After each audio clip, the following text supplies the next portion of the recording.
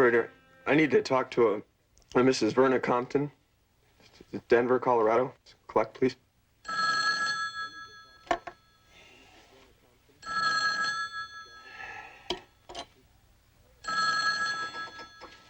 Stewart, if it's one of those women from the health spa, tell him I can take him any time between 3 and 5. It's past 1 a.m., Verna. Nobody'd be calling for masseurs this time of night. Hello. I have a collect call from Richard Davis in Los Angeles. Collect from where? Los Angeles. Just a minute. Verna, you know anyone in Los Angeles named Richard Davis? Davis? Stewart, it's me. It's me. Verna, it's Dwayne. Hello? Will you accept the call? Oh, yes, operator. I'll take the call. Oh, Dwayne. Dwayne, is it really you? Don't get excited. Oh, excited. My pills. Get me my pills. Oh, honey, how thoughtless can you be? Do you realize that it has been almost 4 months since you got out of that awful hospital? And the only consideration you've shown your poor mother is one tacky postcard from San Francisco. I needed to get my head together, just make sense out of things. I even got a job after I hitched down here to L.A. And then I met this girl. I knew it. That's why you forgot that I even existed. Son, haven't I warned you about those pickups? They're just tramps, all of them. Well, that's why I called. I need your help. Just like before. Like before. What is it, Dwayne? What's wrong? It happened again, Mom.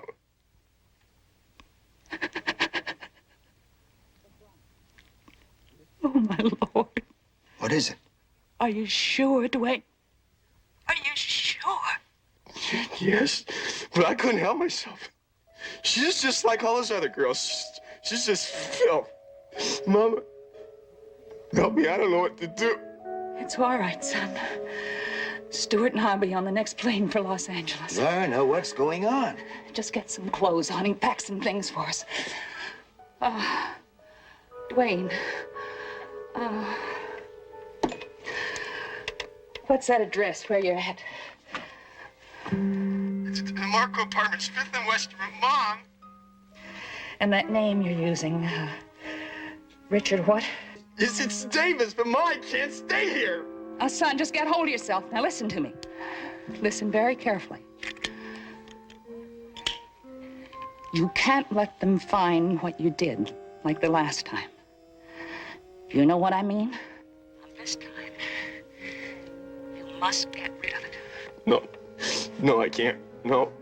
Now, while it's still dark, you have got to take it out in the woods somewhere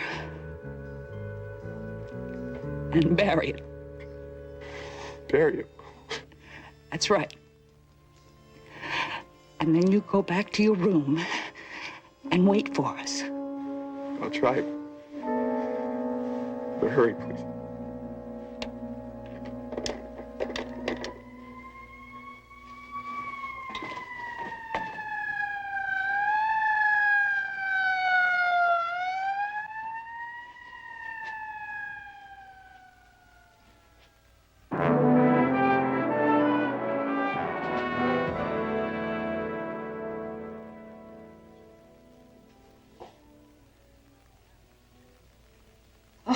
You startled me.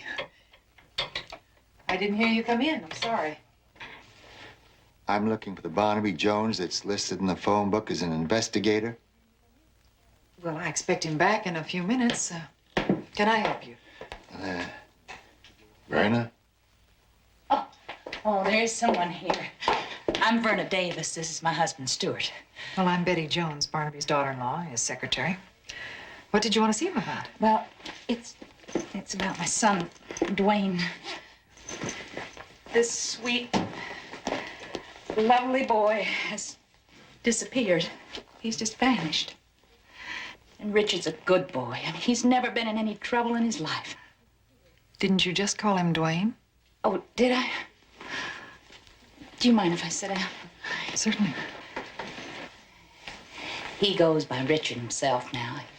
He thinks it's more manly, but I just can't get used to it. Richard Davis.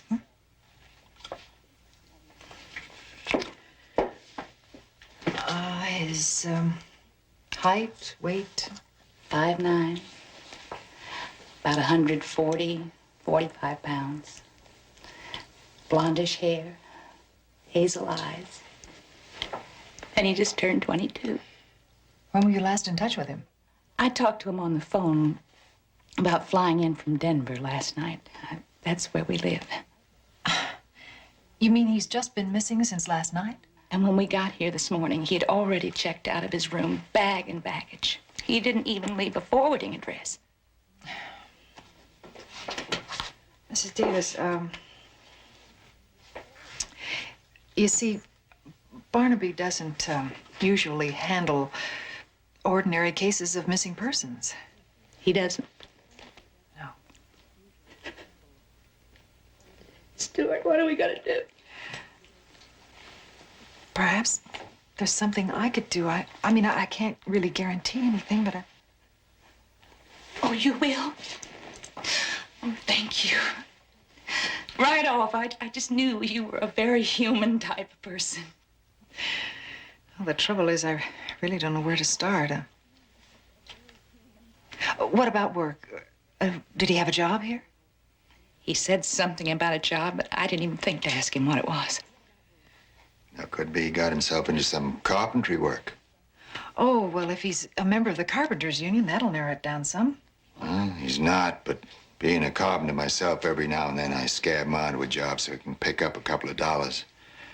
Boy, wasn't good for much else. It's your trouble, Stuart.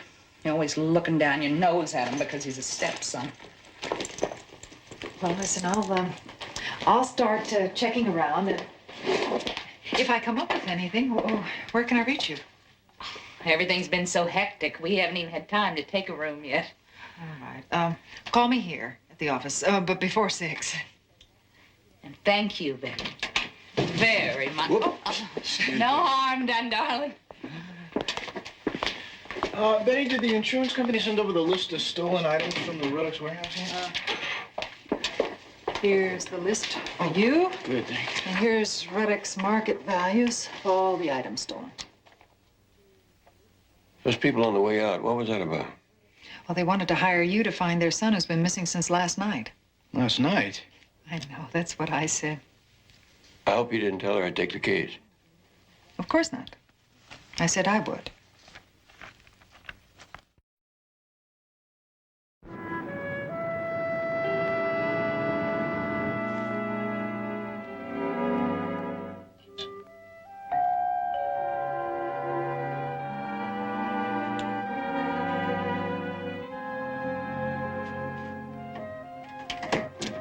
It's us.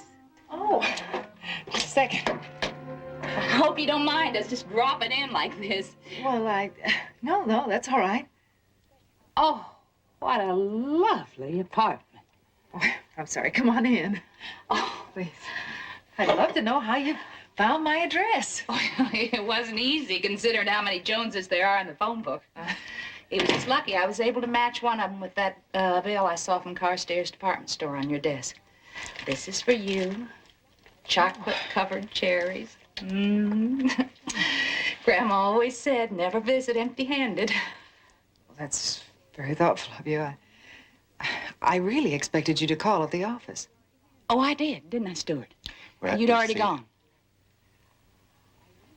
Nothing, huh? I can see it in your face. I just know something dreadful's happened to that boy. Oh, Berna, don't worry so. The lady's doing the best she can, I'm sure. She's got to get off her feet a while. Oh, I'm sorry. Please, sit down. Can I get you some coffee? Tea, perhaps? Oh, no stimulants, the doctor said. Oh, that boy. That boy. Yeah, you really didn't give me a chance to tell you.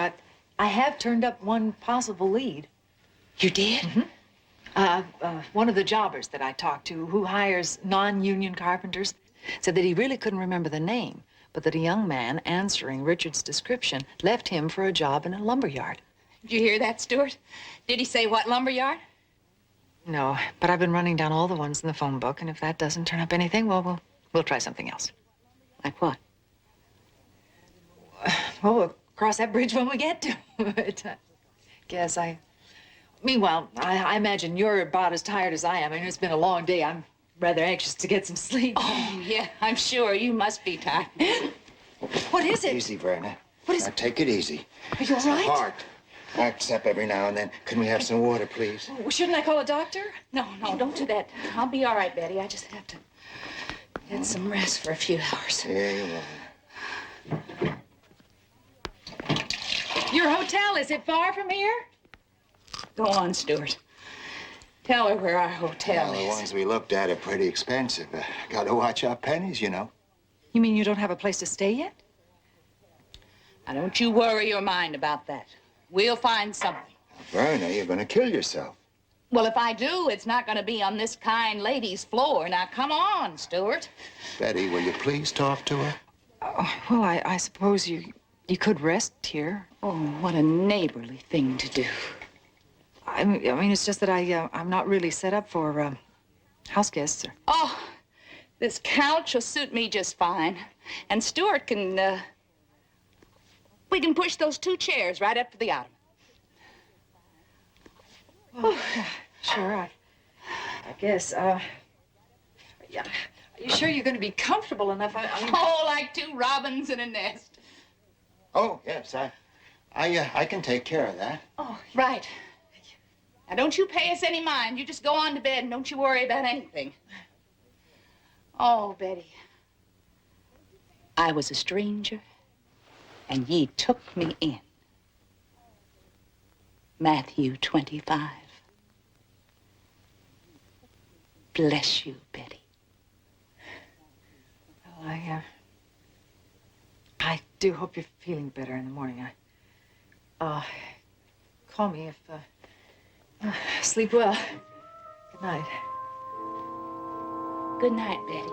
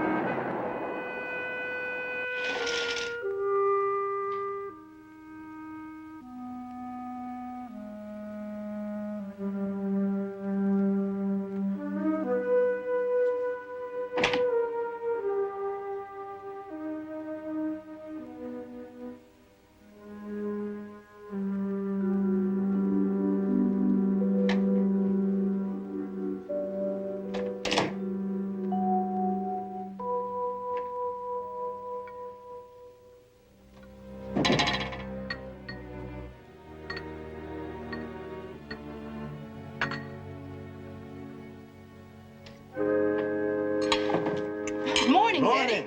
Good morning. We didn't know what time you'd be getting up, or Stuart had cooked enough eggs for you, too.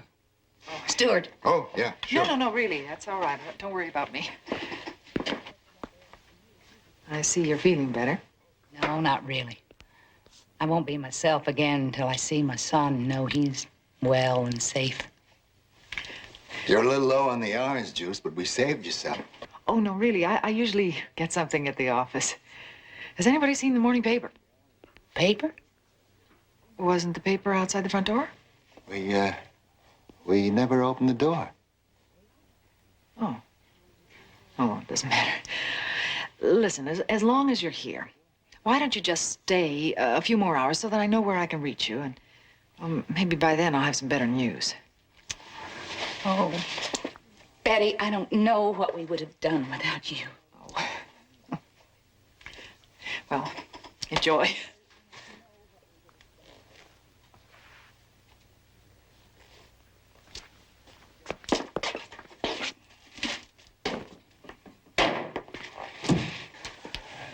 What's gonna happen when she sees this?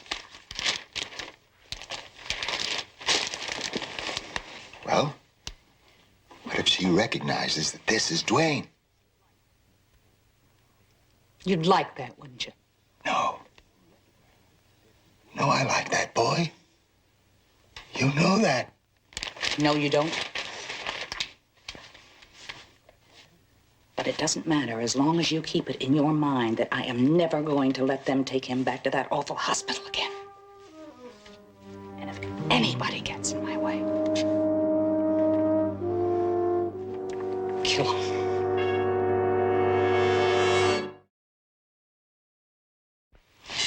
He doesn't work there. All right, fine. Thank you very much. You're not still at that missing son business, are you? Are you kidding? She's so dedicated she had her clients overnight as house guests. Big mouth. Betty, don't you think it's about time that you filled us in on what's going on? It's really nothing, Barnaby. By the time I got home last night, I had... Excuse me. Betty Jones, Barnaby Jones Investigations. May I help you? Yeah, this is the foreman at Redwood Lumber. I got a message here. You called yesterday. What can I do for you? Yes, well, it's in reference to Richard Davis. The clerk that I spoke to said that the name sounded familiar, but that... What about Davis? Oh, he does work there then? Not anymore. The creep quit me yesterday. No. Well, what's this all about? Is he in some kind of trouble, I hope? No, nothing like that. His mother is in from out of town, and she asked me to look for him. Yeah, well, tell her to drop by here in 5 or 10 minutes. Her baby boy will be stopping by then for his final check. He is that...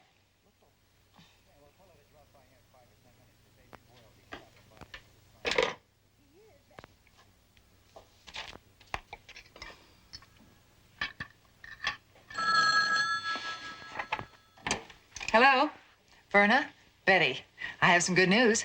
You found? Well, I think so. But you're going to have to get there fast before he gets away again. Where is it? It's the Redwood Lumber Yard. Tell me how to get there. All right, you take the downtown freeway to the Wallace off-ramp, and you take Wallace east to Glendon, and that's it. Now, wait a minute. It's the Wallace off-ramp, and then Glendon? East to Glendon. Listen, there isn't much time. I'm closer. I better drive over there and make sure you don't miss Richard in case you have trouble finding the place, all right? No, we're on our way. Come on.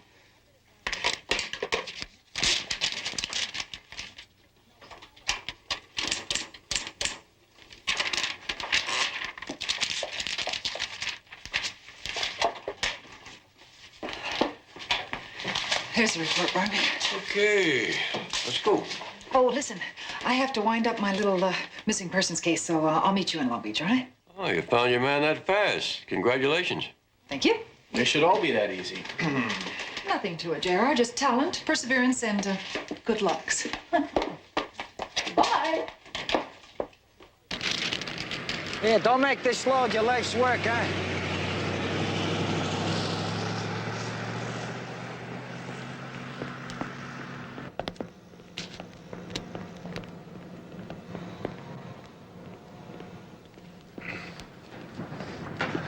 Hello, Mr. Winchell. My paycheck ready? Yeah, I'll be with you in a minute, kid.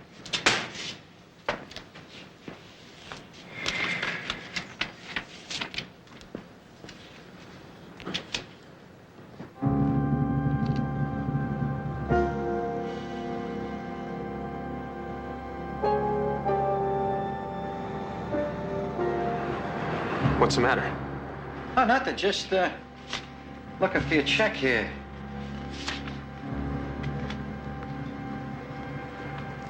There must have been some Donnybrook you got in the other night to get your face all scratched up like that.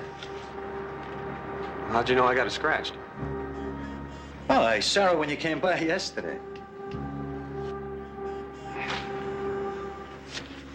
Look, it seems like they didn't put your check in this batch. What are you trying to pull? Nothing, I'll just call the main office and they'll send it right over, no problem.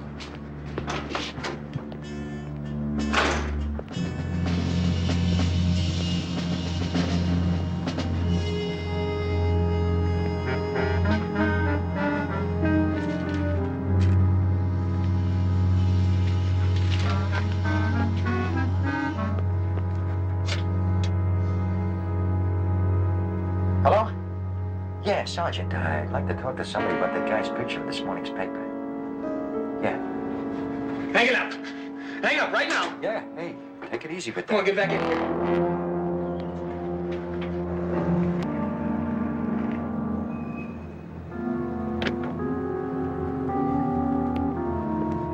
Your check is here. I won't be able to cash it now. I want my money from the box to keep in the drawer. Sure, kid, whatever. Hi, Shut up. Don't make a sound. Get over there. Better do like he says, lady. He's the killer the cops are looking for. Come on, get over here! Come on, come on, come on.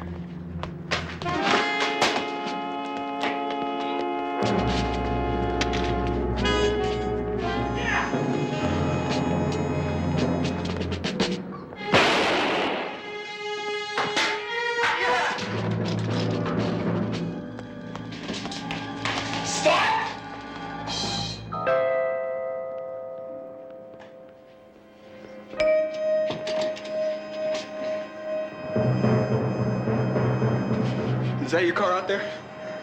Yes. All right. You're gonna drive us out of here. Go on. You're in no condition. Go on.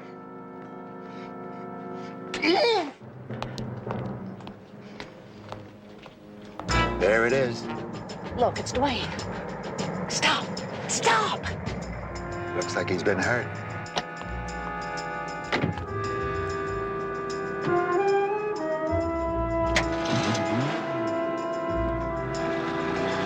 Follow.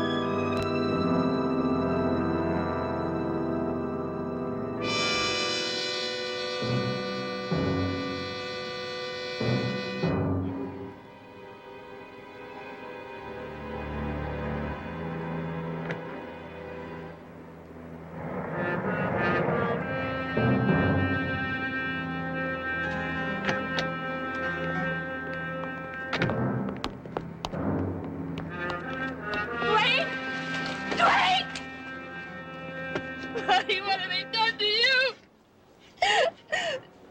It's all right, honey. Mama's here. Everything's gonna be all right. He's bleeding bad. I'll get an ambulance. Oh, Betty, no. Don't get an ambulance. I mean, I can take care of him. He's gonna be all right. Verna, he's been shot. He could die. But they're not gonna lock him up again, you hear me? Never. Verna. They are never going to take him away from me again.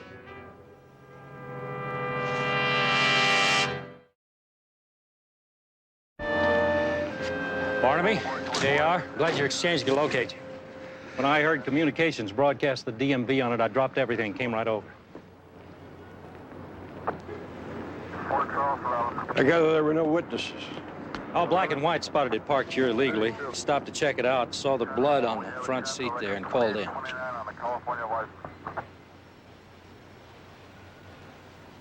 Well, there's no way of telling whether it was in the car when whatever happened, right? No, but if it was stolen, she would have reported it by now, wouldn't she? Yeah, I guess. Doesn't seem to be any blood on the driver's side. Meaning that the driver was injured after moving over to the passenger side, or there was more than one person in the car. You mind? Of course not. Listen, assuming the car wasn't stolen, you have any idea what Betty was doing that would bring her into this out-of-the-way part of town? When she left the office, she was on her way to try to help some people contact their son. Barnaby! Trail of blood leads all the way along here and then stops right here. Yeah, as if whoever was hurt got into another car. That's where we got it figured. Listen, you better give me the names of those people Betty was trying to help. Well, Lieutenant, we don't know their names. We were working on another case at the time. We never really got into it with her. She probably made some notes. We'll stay in touch.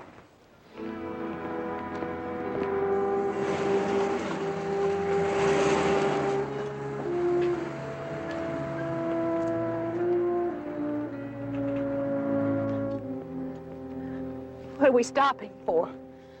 Verna, I don't think those bandages and stuff we got at the drugstore is going to be enough. Damn you, Stuart. I told you hospitals have got to report gunshot wounds. Now get out of here. Don't do it. Are you crazy? He needs a doctor. I can take care of it. He'll be all right. Verna, he's going to bleed to death, right in your arms. I'll check things out first.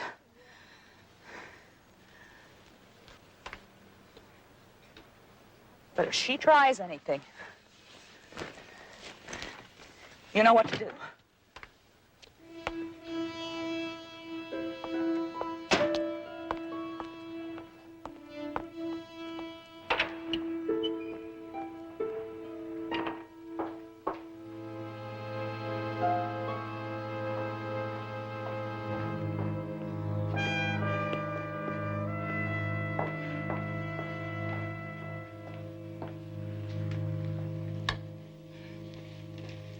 Can I help you? Indeed, miss, I hope you can. You see, I'm in great need of a doctor. Is it an emergency? Oh, no, not really. What I'm talking about is, a family-type doctor, one that treats his patients in his own private offices. Oh, what? I'm afraid it's against hospital policy to make such recommendations, but if you call the medical association, they can help. Well, about that doctor over there, I mean, he doesn't just work here all the time, does he? Dr. Oxford? No, he has his own practice. He works here on weekends. Would you like to talk to him? Oh, no, that's okay. I'll just wait till he's finished. Thanks, miss.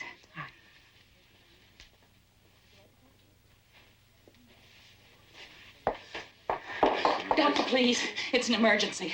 Oh, what is it, ma'am? Oh, please. It's my son. He's out in the car and he's been hurt awful bad. All right. I'll have some orderlies bring out a gurney. Oh, no.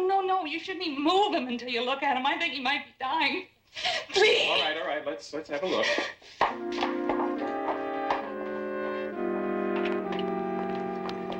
Here.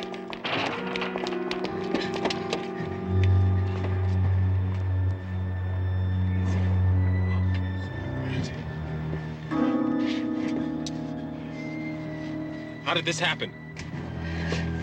I'll tell you all about it on your way to your private offices.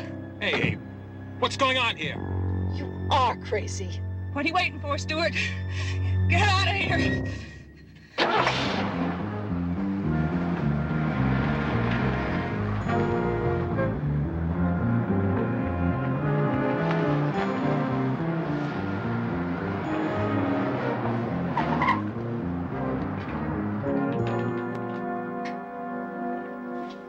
it is. Richard Davis. Verna and Stuart Davis, Denver, Colorado. Description. Everything's here except where Betty was headed. Checking off phone numbers in this book. Here we are. Lumberyard. Gotten down to Redwood.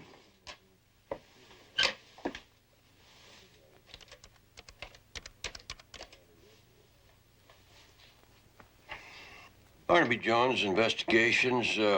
I'm checking on a call that was made to you people within the last couple of hours by a Betty Jones. Well, she was making inquiries about a young man named Richard Davis. It was a shooting? What was it about? Who got shot? I see. Well, thank you very much. Someone there recognized a worker named Richard Davis. There was a woman there. They got into a car that matched Betty's and drove away. What was that about a shooting? They're not clear on that. The only other person involved was the foreman, a man named Winchell, still unconscious from a blow on the head.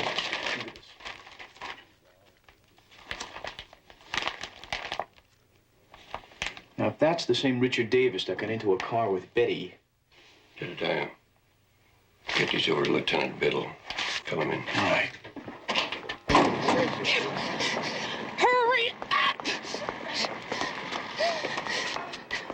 Get him in. Come on. It's all right. Hurry up.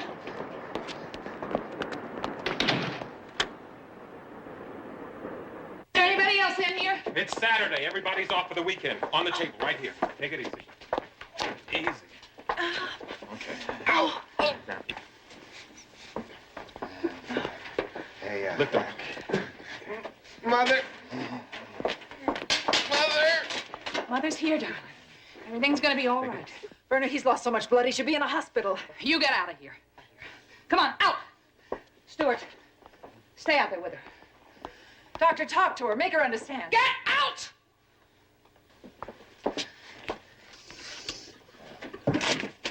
That lady's right. If I have to replace blood or need life support equipment, this is not the place to be. Don't worry about it, Doctor. I've had nursing experience. I'll help you. Have to go in for the bullet right away. Scrub up. I'm warning you. If you think you're gonna botch this up just to get me to take him to a hospital, I'm gonna know about it. And I'll kill you.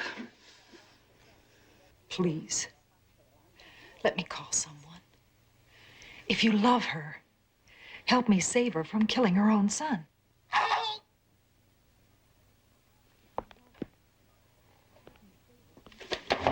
What happened? Don't let her get away!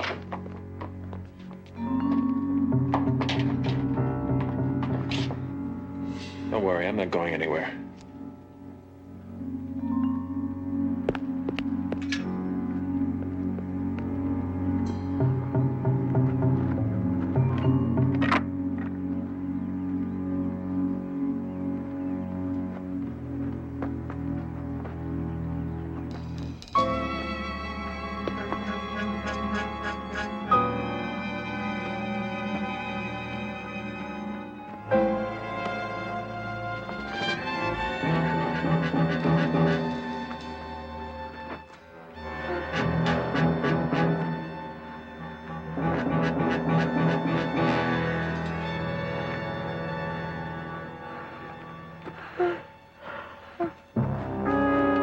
Come on, out.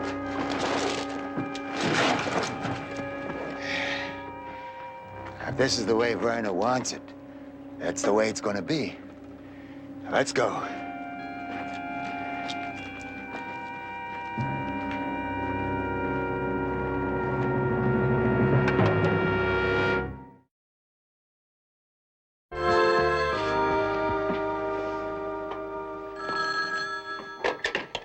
Yes.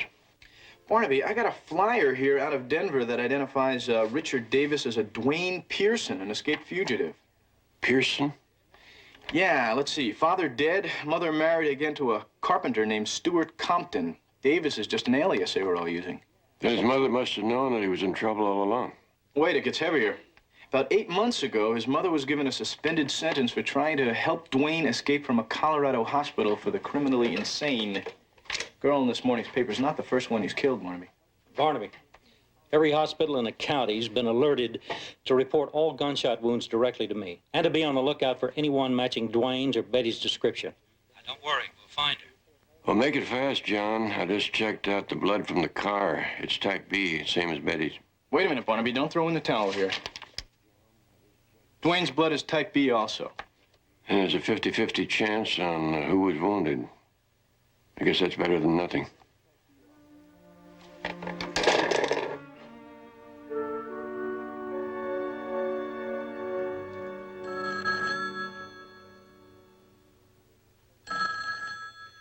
I told you before, let it ring.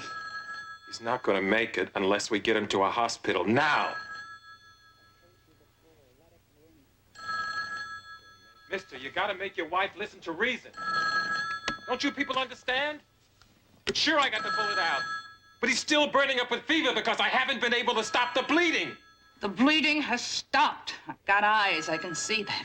Not inside. He's hemorrhaging internally. On my son's life, if you let him die, I'll kill you. Werner. No. You're talking about my son.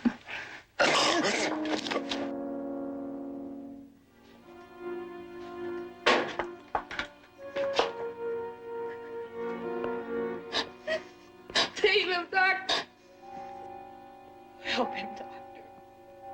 Don't let him die. Make the call. Please. There can still be time. I'd have Verna all to myself. What? If the boy does die, she'd have only me to turn to. I'd have her all to myself. Oh, please don't. My poor baby. Help him.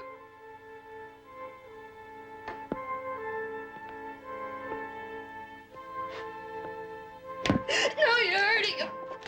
You're hurting him. You're hurting him. You're hurting him. You're hurting him.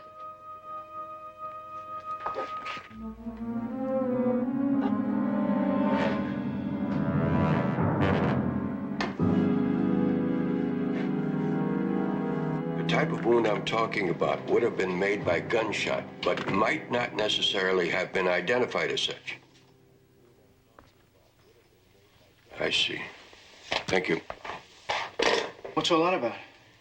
The amount of blood in Betty's car, I would say that whoever was wounded didn't get very far without some kind of medical attention. But I heard Lieutenant Biddle tell you that he's alerted all the hospitals. In the county, but I am concentrating on the hospitals in the vicinity of where the car was found. They'd report a wound as soon as any of the rest, no? Maybe, maybe not. Depends on circumstances. You know, you're right. I think I'll try some of these, too.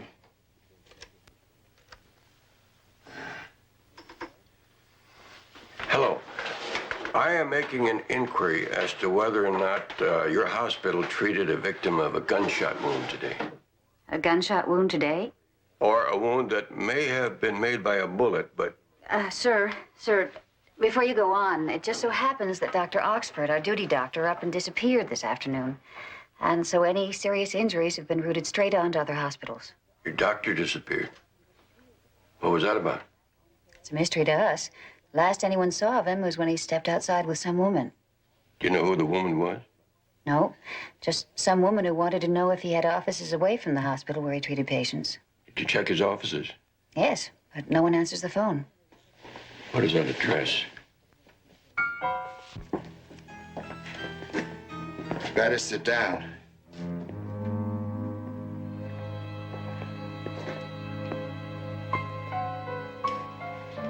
Is he dead?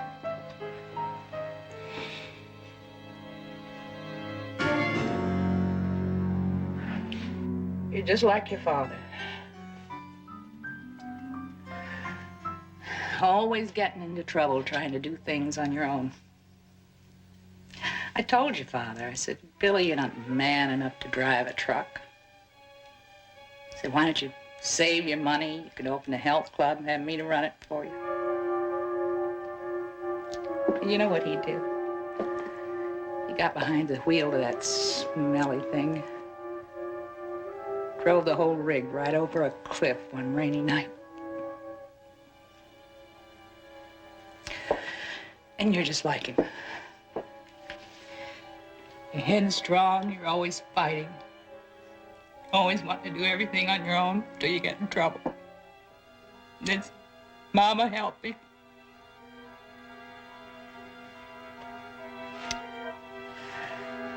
It's all right. You just rest a while. Don't worry. Mother will take care of everything. Just like I always have.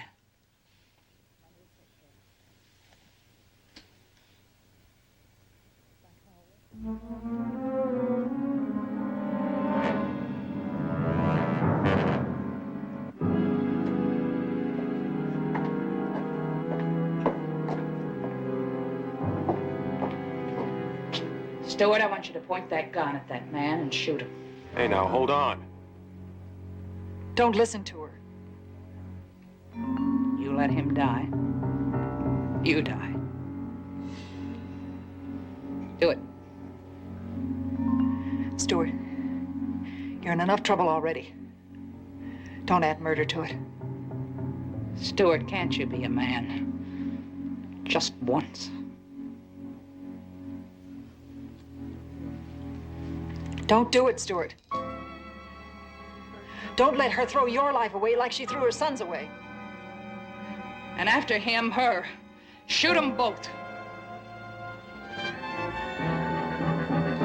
Stuart? Oh, wait. You married me. All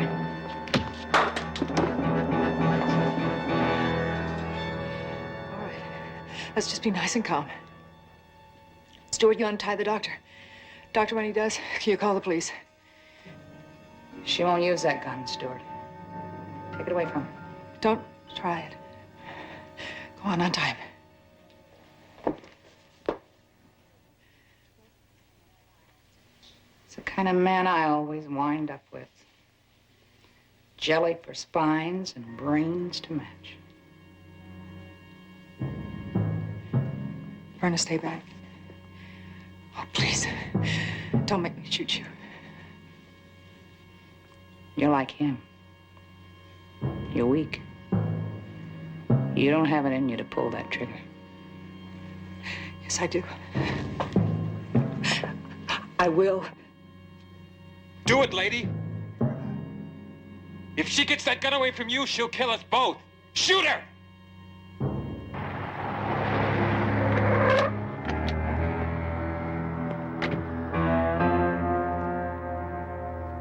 Verna. Please, stay back. Verna, don't!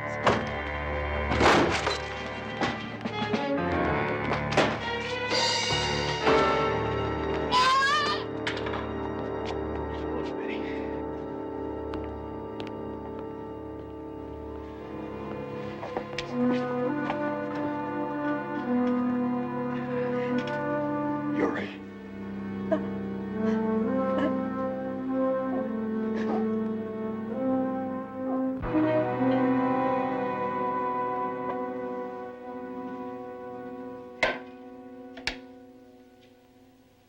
Remember the last time I gave you some of this old brandy?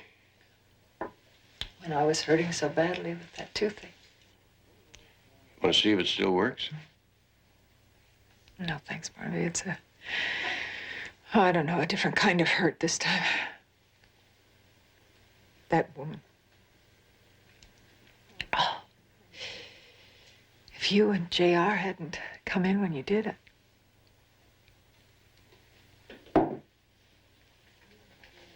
That's something you better come to terms with right now. And don't let it haunt you. Would you have been able to pull that trigger? I was going to say no. I guess that's what I'd like to think, but I know now I would have shot her. And that's why I hurt so much.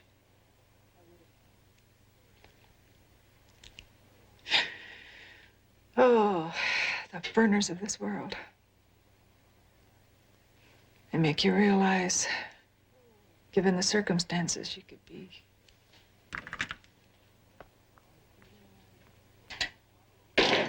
Put that bottle away, Betty. It is champagne tonight. Just made a reservation at the Lucky Rooster for 8:30. The Lucky Rooster? That's pretty posh. You sure you can afford a high-class place like that, Jedediah? Me? Wait a minute. I thought you pick up a tab, you pick up a tab, I pick up a tab. We alternate. That's the deal, right? Mm-hmm. That's the deal. Oh, right. You picked up the last tab. And I picked up the one before that. Yeah. You sure you still want to go to this Lucky Rooster? Yeah, sure, why not? I don't have to eat breakfast, lunch, and dinner for the rest of my life.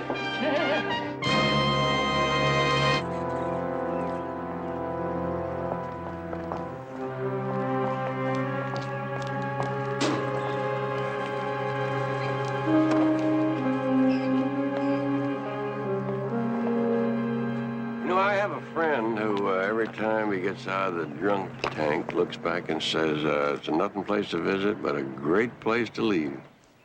That's all right, Maggie. It wasn't funny when he said it either. I know you. Barnaby Jones, don't you remember? Oh, yeah. The investigator from that insurance company. You're a real persistent man. Even though you didn't answer my letters or grant me permission to visit you, there are no hard feelings. I thought I'd welcome you out and offer you a ride back to town. Thanks, but a friend's picking me up. Yes, Jane Marshall from the Peril Advertising Agency. I have a slight acquaintance with your parole officer. Get off my back, mister. I served my time almost a whole year out of my life. Now, Maggie, I watched you at the trial, and underneath you seem like a fairly decent girl. I'd hate for you to wind up back in there. Yeah, well, don't worry. I have no intention of breaking parole. You know I'm talking about what happened before you were arrested on that hit-and-run charge.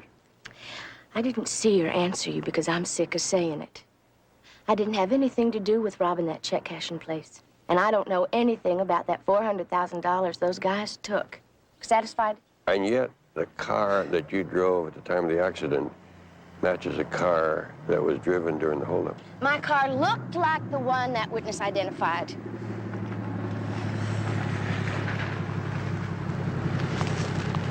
Can I help you? I'm sorry I'm late, Maggie, but I got caught in traffic. Thanks. You're playing a dangerous game, Maggie. I'm not the only one who thinks you know more about the missing money than you're telling. Anytime you want to come in out of the cold, give me a call. Sure. I wouldn't lose too much time waiting by the phone if I were you.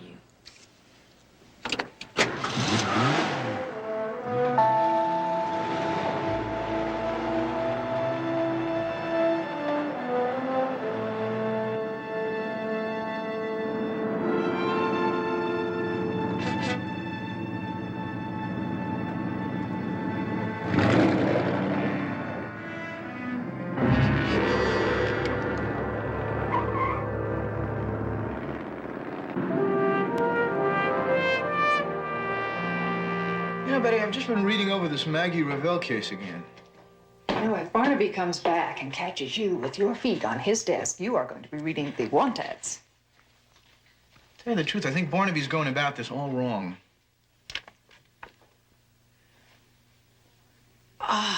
Well, that's very interesting. I'm sure that Barnaby would really like to hear how you'd handle the case, J.R. With finesse, my dear, with finesse. Now, look. Two men wearing ski masks take off in a car after having just robbed the Midtown checking company of $400,000. Minutes later, a cop spots Maggie Revell running through a light. She takes off, he gives chase, almost ends up in her killing a couple of people in a smash-up. And that's a really tough lady. Or a pretty dumb one. The police officer didn't know that the car was involved in a holdup, or that she was apparently trying to find a place to get rid of it. And she denies that her car was the holdup car. She says it was a look-alike, which is a bald-faced lie. All right, so she's tough, dumb, and a liar. And in love. Now, that's the key. With one of the holdup men. And she took the jail sentence on the felony driving charge instead of the deal with the DA because she wouldn't betray her lover. Right. Well, J.R., you still haven't come up with anything that Barnaby hasn't suspected already. Aha, we return to my premise. Now, Barnaby's leaning on Maggie isn't going to get her to talk. Oh, I gather from that you have a better idea. Oh, that's right, you did say finesse, didn't you? Right. Now, we know that Maggie is rooming with her friend Jane Marshall. Now, you see, if I was Barnaby, I'd get an apartment nearby, you know, kind of get close to her without her knowing who I am.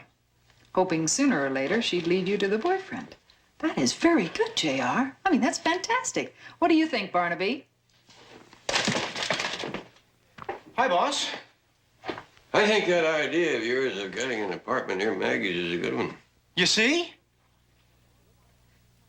See, the trouble is, Barnaby, she knows what you look like, though. Oh, that's true. That's why Barnaby had me call Mr. Porter earlier this morning. Who is Mr. Porter?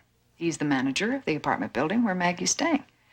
He's going to be expecting a Mr. J.R. Brown to come by later on this afternoon to look at an apartment. Oh, no, listen, I really can't, Barnaby. I just finished a whole battery of law school exams. You know, A couple of days in one of those swinging singles places is just what you need. Well, to tell you the truth, I also have an afternoon tennis date with the dean's daughter, so it's... I'm sure you'll be able to finesse your way out of that, Jedediah. And here's the address, J.R.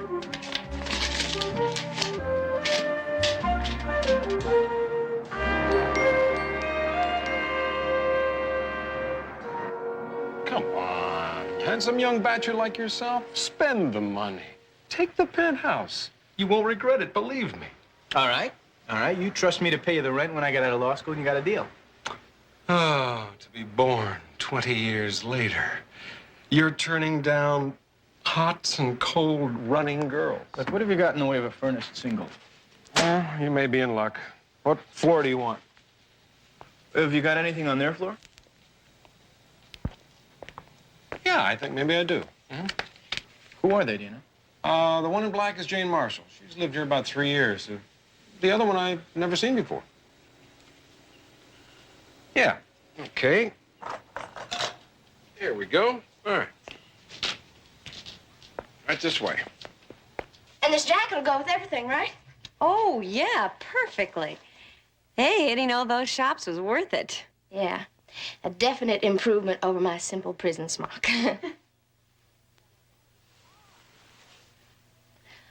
Oh! You got my sanity project. Oh, I'm sorry. I really wasn't looking through your things. No, that's okay. That tiger and I are very close. I'd work on him when things got really bad.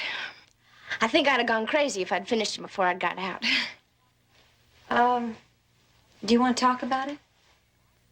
After you come back from New York, okay? Okay.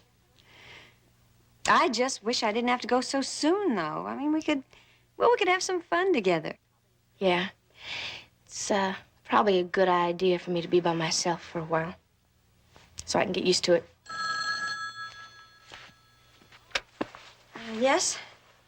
Oh, yeah, tell him I'll be right out. Well, my taxi's here. I still don't see why I can't drive you. Oh, no, relax, will you? It all goes on the old expense account. Oh. Hey, Maggie, you consider this place yours for the next week. Yeah, use the car if you want to. Oh, thank you for everything. Okay. Just for that, I'll carry the big one.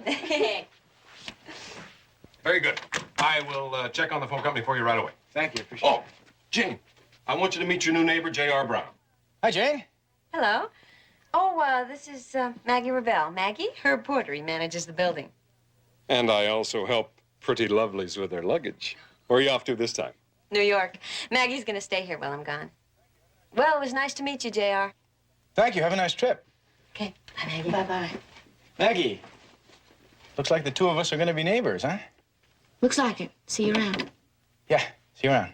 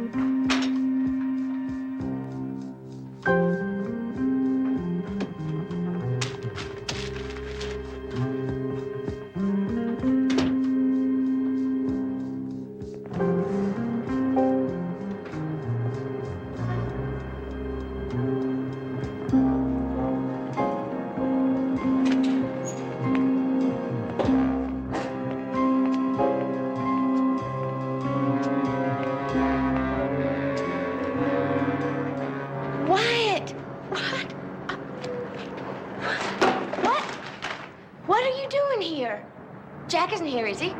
Did he send you? Come on, Maggie, get off it. You know why I'm here.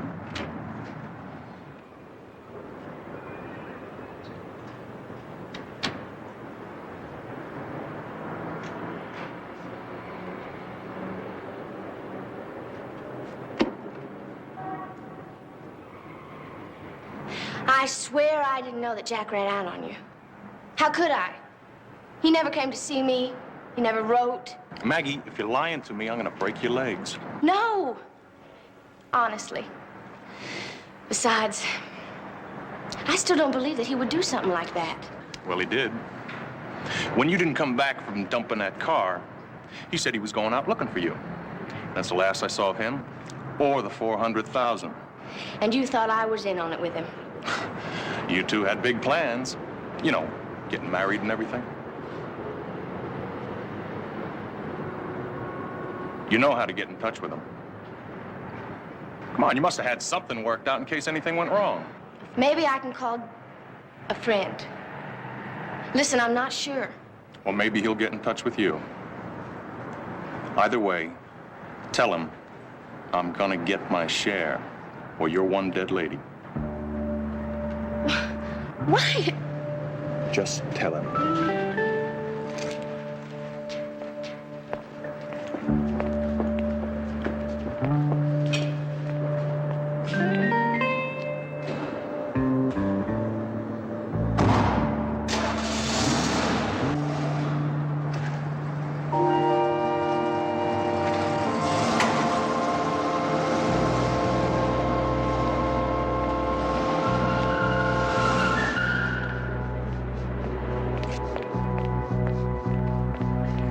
Hey, hi. You know, when you said see you around, I had no idea it would be this soon. What do you want?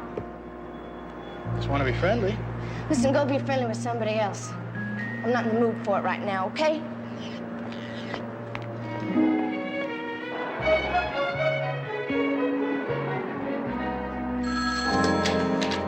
Barnaby Jones, Investigations. May I help you? Benny, it's JR. Is Barnaby there? Hold on, JR. Barnaby. Jedediah? Barnaby, Maggie just met a guy down in the garage. Now, I couldn't really hear their conversation, but whatever he said really upset her. Did you get a good look at him? Not really, but I got his license number here. It's California plate 332 OVS. Well, check it out. How you doing so far? Well, so far not good, but don't worry, you know, it only takes one good swing to hit a home run.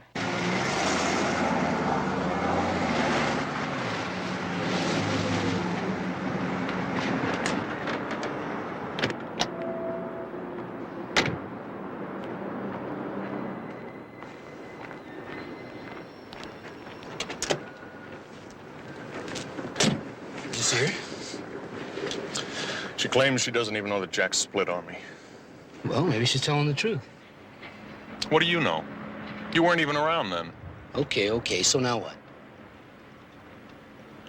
Jack was really hung up on her. So he'll be coming here to see her. Or he's gonna tell her how to get to him. All we have to do is stay real close to her. Meaning me? She doesn't know you. Neither does Jack. Look, buddy, you want a piece of that loot? You're gonna have to work for it. All right.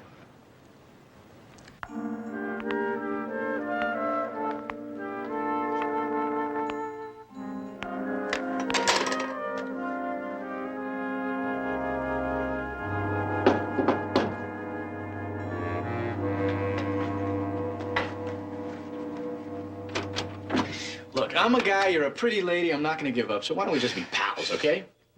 Look, JR, I don't want to... I know it's a little uncomfortable moving into a new building, but that's all right. You know, it just gives us something in common. Now, I don't know about you, but I just finished a horrendous law school exam, and I'd like to relax a little bit. So what do you say you and me do it together? You know, I mean, all this tap dancing, what is that? Just relax, kick back, go for a swim. What do you say? Give me your answer, yes or yes? Yes. Give me a minute to change. You live over there? Over there. I'll knock on your door. You're on the clock. Okay.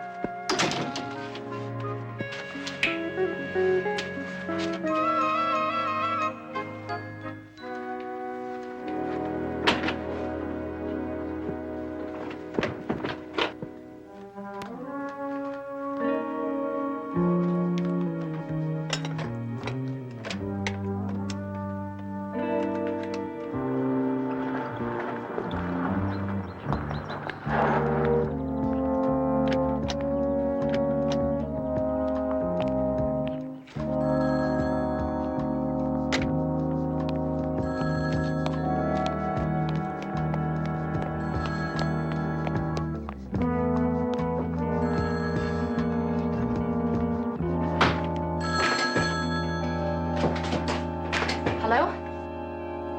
Ginger? Hey, it's me, Maggie. How's everything? Maggie, fine. You're out already. Yeah.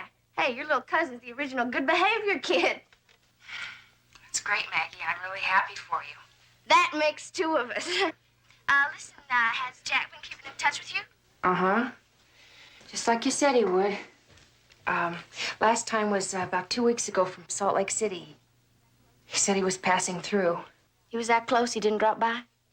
No, I guess he was busy. Yeah. Did he give you a number or any place I could reach him? No.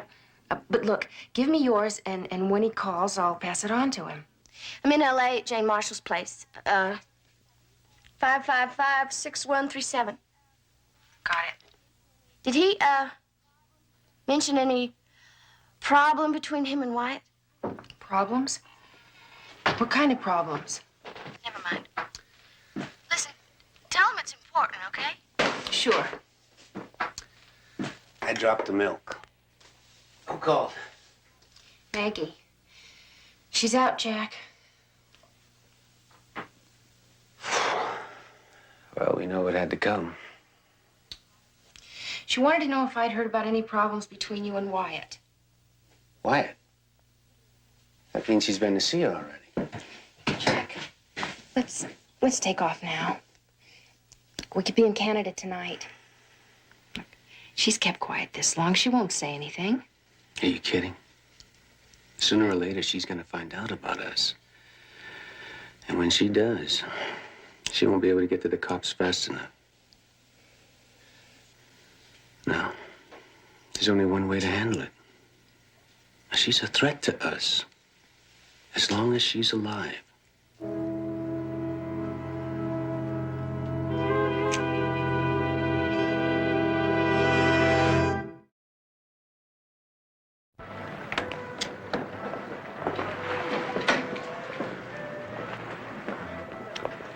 Well, this is the pool area. As you can see, we keep it well stocked. Yeah, so I see.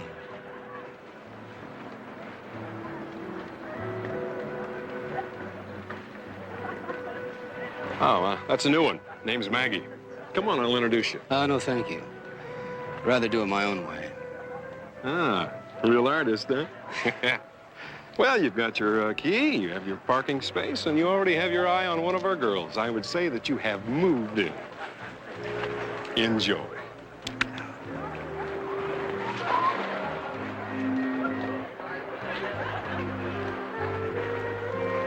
And then after Vietnam, came out here, went back to school, and that's it. That's it. You now know the whole story of my life. Well, it's a lot more exciting than the story of Maggie Revelle from Alpine, Texas. Most exciting thing I ever did was to go to the state cheerleaders competition. Lost in the first round. Oh, well, that's because I wasn't one of the judges. Come on.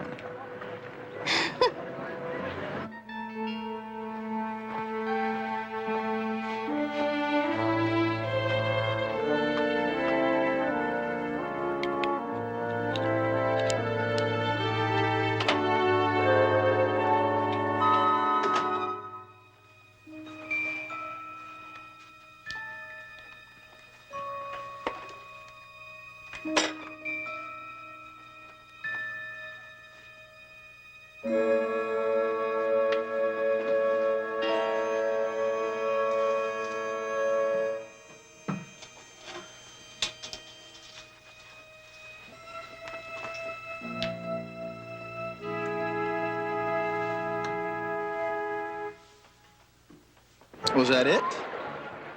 That can't be the whole story of your life. Yeah. That's it, JR. One big loser. Oh, come on. What about the guys you used to date? Well, where I'm from, there were always more cows than cowboys. No, I never had much luck with men. Well, I tell you what, we're going to change all of that. You see, now, how would you like to have dinner at some incredibly expensive restaurant tonight? I would love it. Me too, me too. Unfortunately, I'm on the outskirts of Top City here, so the choice is tacos and beer or a steak at my place. Well, I have a better idea. Jane has a barbecue. Why don't we do it at my place? Hey, I'm easy.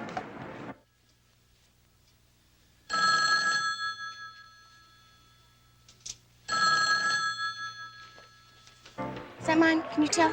I'm gonna go check.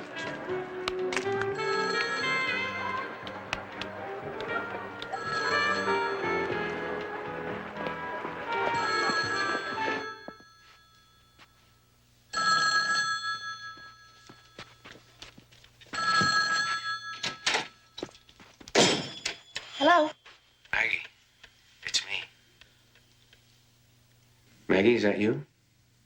Yeah, it's me, Jack. Been a long time. I missed you, honey. You all right?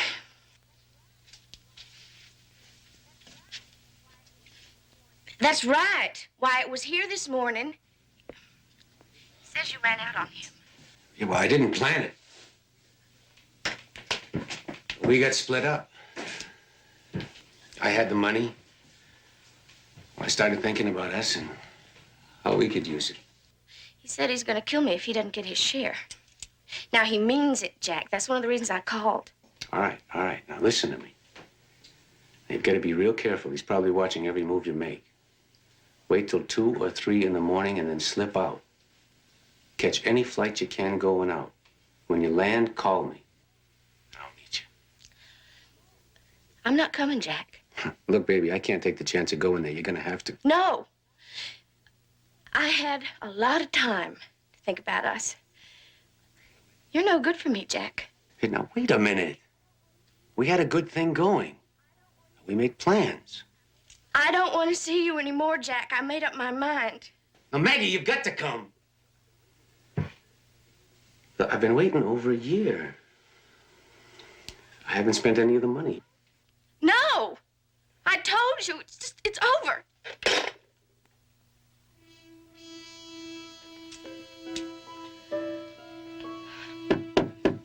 Maggie?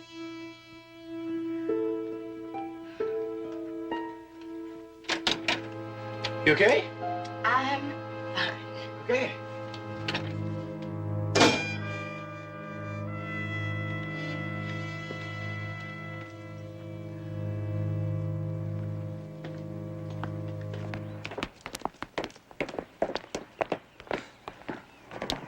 Jack, she's family. Now, there's got to be another way. Not if we're gonna have any kind of life together. But knowing it was you who did it, I mean, what kind of life is that going to be? Kind we talked about. Come here. Come here.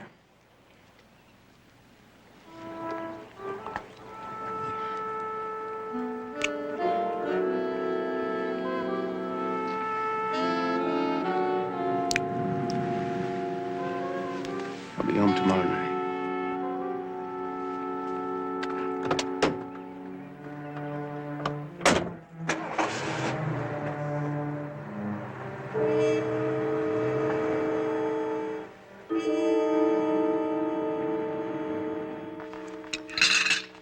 You know something? You're a good cook. Sure, if you can handle a steady diet of baked potatoes and steak. Oh, no, wait, don't touch those. I'll do the dishes. Got it? Yeah. Maggie, tell me the truth. How come none of those cowboys were ever able to put their brand on you? Just lucky, I guess. Or unlucky, depending on which way you look at it. You mean that you were never serious? Not even once? There was one guy. I loved him. I loved him a lot. But we just weren't good for each other. Anyway, that's all over now. Mag, can I use your phone? Mine hasn't been installed yet. Sure, it's over there. Thanks.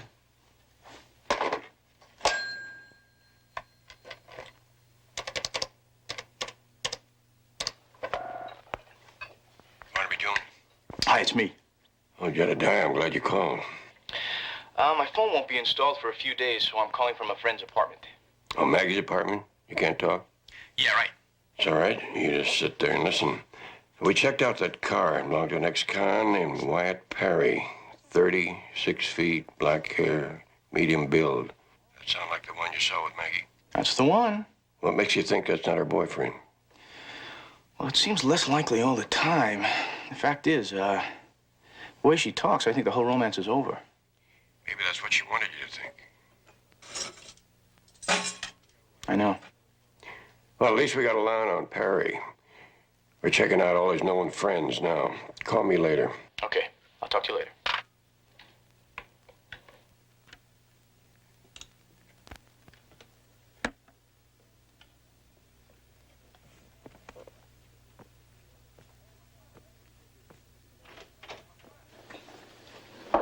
Oh, come on, enough with the dishes. Leave them for later. Okay. Let's go see what kind of records Jane has. Okay.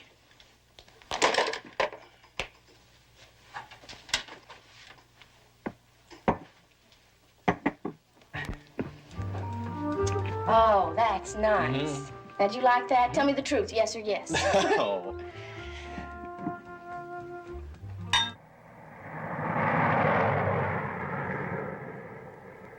That's all he said? Then he said something about it being all over. That's got to be about Maggie and Jack. It fits with what I heard her tell Jack this afternoon. And you had no idea who this J.R. Brown was talking to? No, he was very careful. He didn't use any names. Okay. We'll find out who this guy is, understand?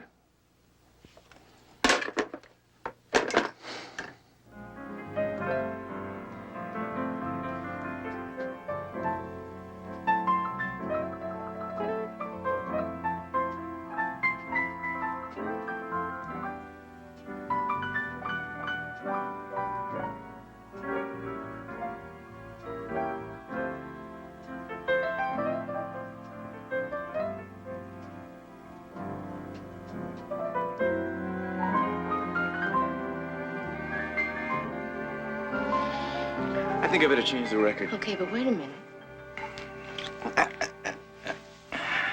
What's the matter? We'll just give it a little more time, yeah? JR, I was on that ranch for a really long time. I know you were, but if it happens, I want it to be for me, not just because I happen to be handy. What difference does it make? Well, to me, a lot. JR, I need you. No, you don't. You don't need me. And I don't want to be used any more than you do. A guy I know would have loved it if I'd come on to him like that. Well, I'm not him. No, you sure the hell aren't. Look, Maggie, why don't we make some coffee, talk it over. Oh, yeah, I bet you're real good at that. Good night, JR. The party's over. Come on, Maggie. Get out!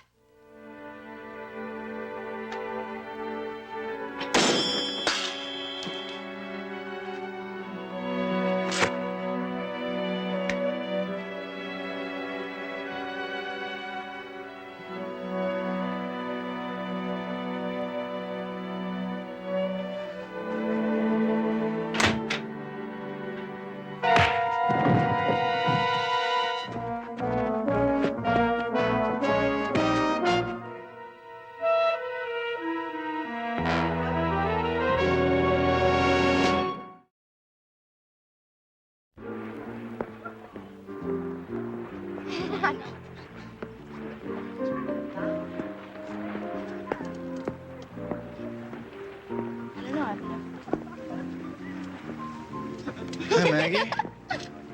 Why, JR. Listen, I want you to meet one of the most fascinating men I've ever met. J.R. Brown, Ted Goff. Hi. How are you? Ted just moved in, too.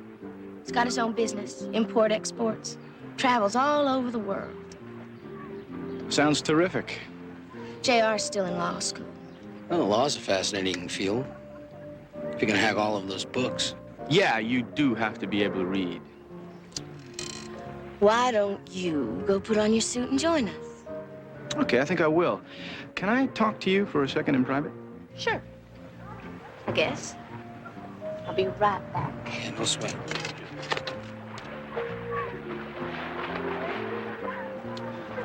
Maggie, who is that guy? I told you. His name's Ted. He used to play for the Bears. Really? Which zoo? Oh, that's cute. Look, you don't have to do a whole number just to get back at me for what happened last night. Excuse me, I think that's my phone.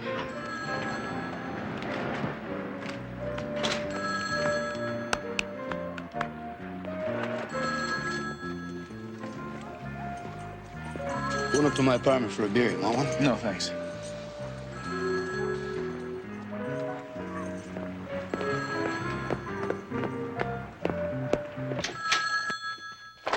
Hello? Maggie, it's me. I'm at the airport. What airport? Where are you? L.A. Are you crazy? Just a second.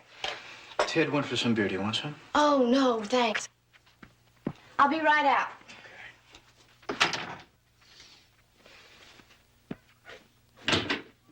You're crazy, Jack. I told you not to come here. This just isn't gonna work. I have to see you. Now, if you're not going to come meet me, I'm coming over there. Oh, no. Please, please, please, just leave me alone. I told you I made up my mind. All right. But look, I've taken a lot of chances coming here. I just want to see you. Talk to you one last time. Maggie, you owe me that much. Oh. Okay. Where'll I meet you? Well, you remember that place off Sepulveda and Delgado where we used to go bike riding? Meet me near the shack. Okay, the shack. Sepulveda Delgado. Okay. And Maggie, be careful. Now, Wyatt won't be following you himself, but I'm sure he'll have somebody watching you. Oh, okay. I'll leave as soon as I can.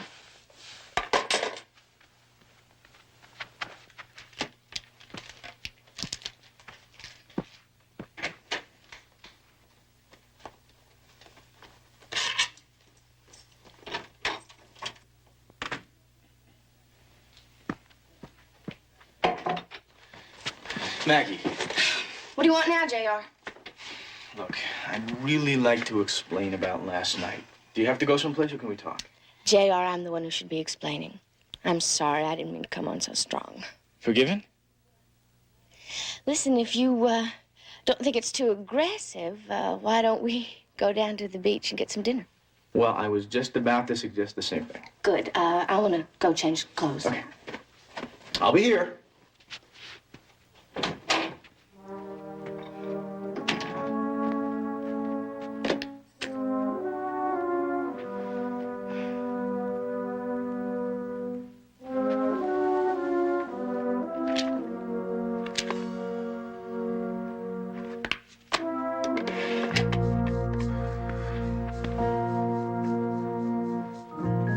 J.R. Brown, please.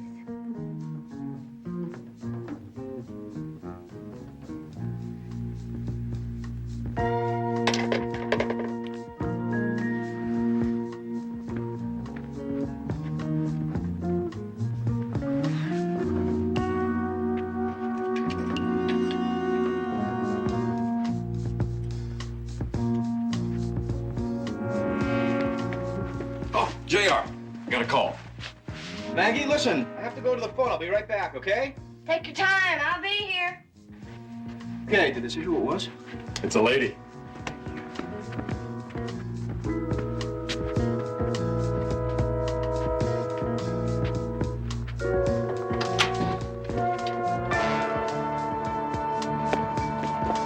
Thank you. Hello? Hello?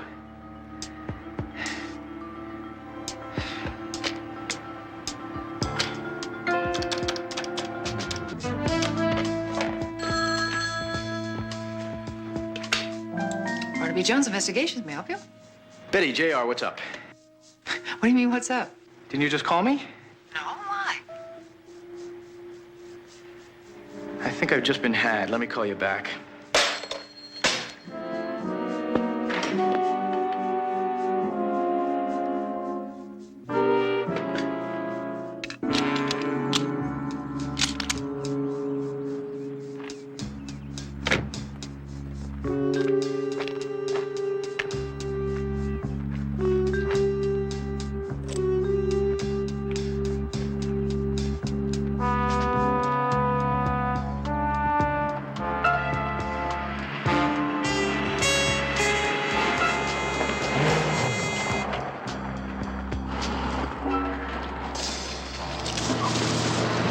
Jack.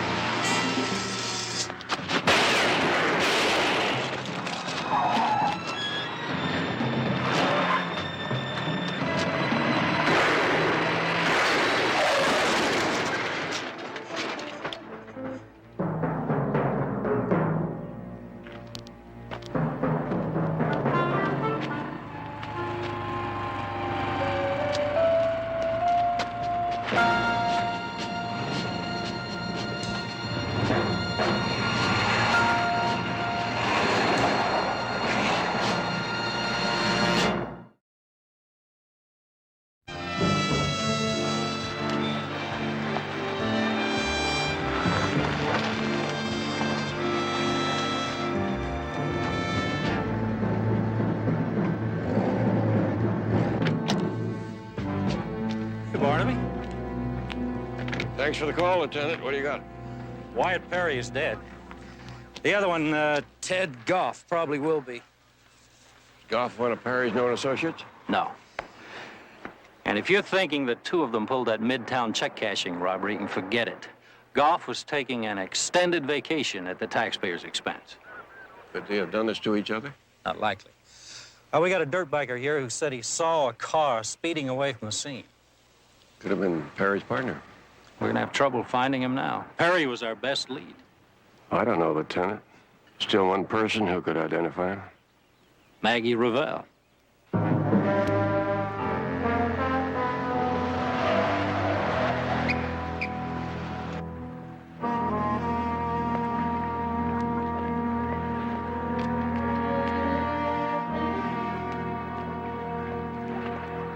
Well, hey, JR, I was just coming to look for you. What happened to you? I got a call, and there's an emergency. I had to go meet a friend. Who? You wouldn't know him. Him? It's nothing like that. Don't be jealous. I wasn't jealous. I was worried. Worried? Why? Were you afraid I wasn't going to come back? It isn't funny, Maggie. That's exactly what I was worried about.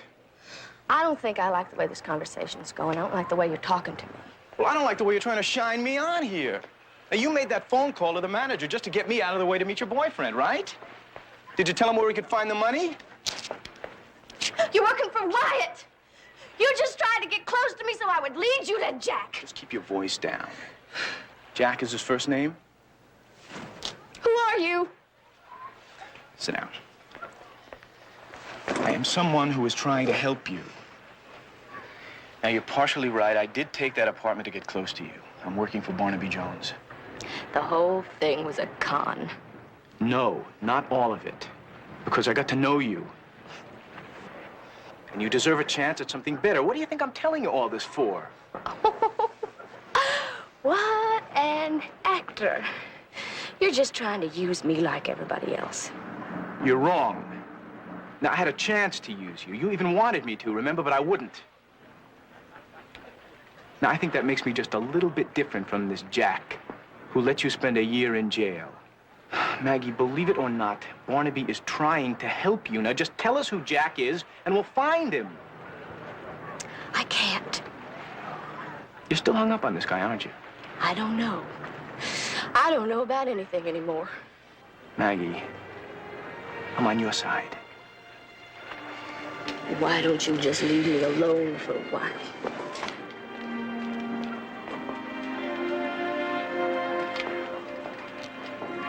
JR, there's a call. A guy named Barnaby says it's urgent.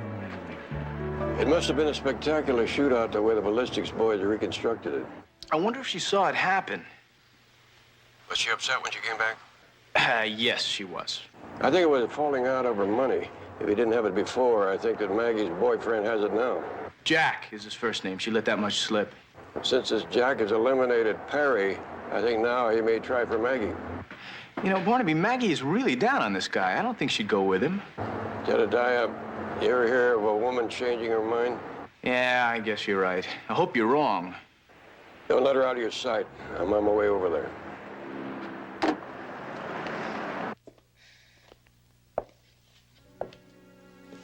Jack? No. I thought... I was dead. You were there, weren't you? I saw the ambulance. I saw the police. Well, I don't know how they did it, but they set me up. Wyatt and another guy almost got me, too. Why did you come here in the first place? I told you not to. Well, honey, you know how I feel about you. Now, you couldn't keep me away.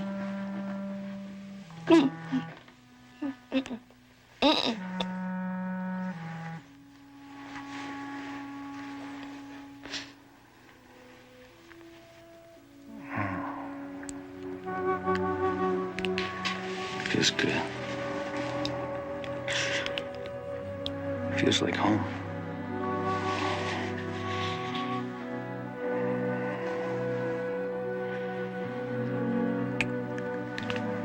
I want you to come with me now.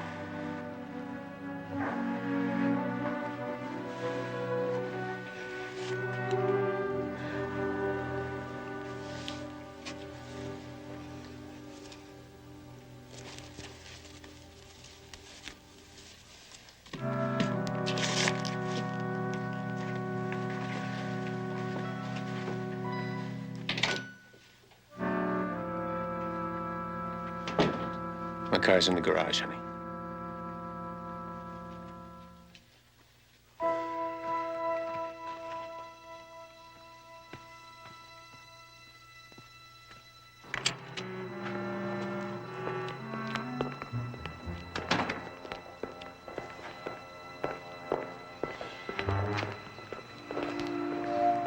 I'm not going.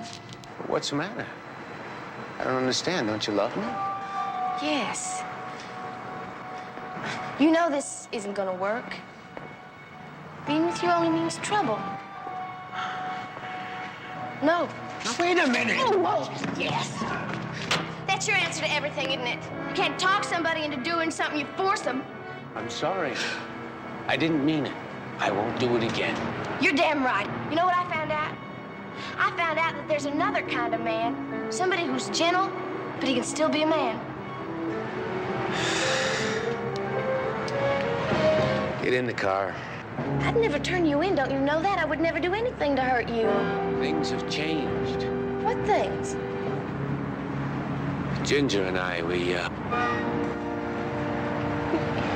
You and Ginger? it just happened. Get in the car. You're gonna have to kill me right here. It's okay with me.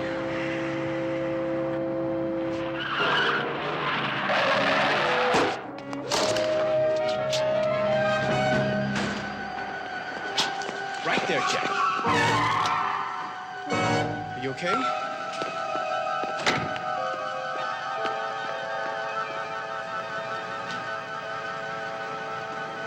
Well, you seem to have everything well in hand. I guess I do at that, Barnaby.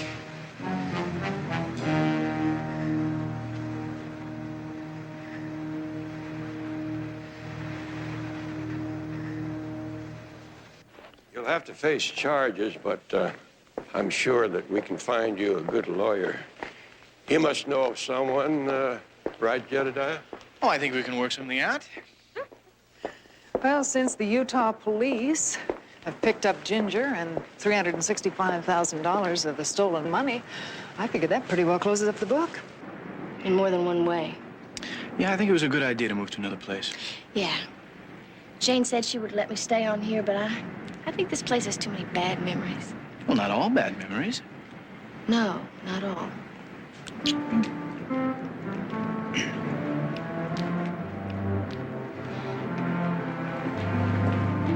JR, you remember what you said about just letting it all happen? Yeah, I think it just happened.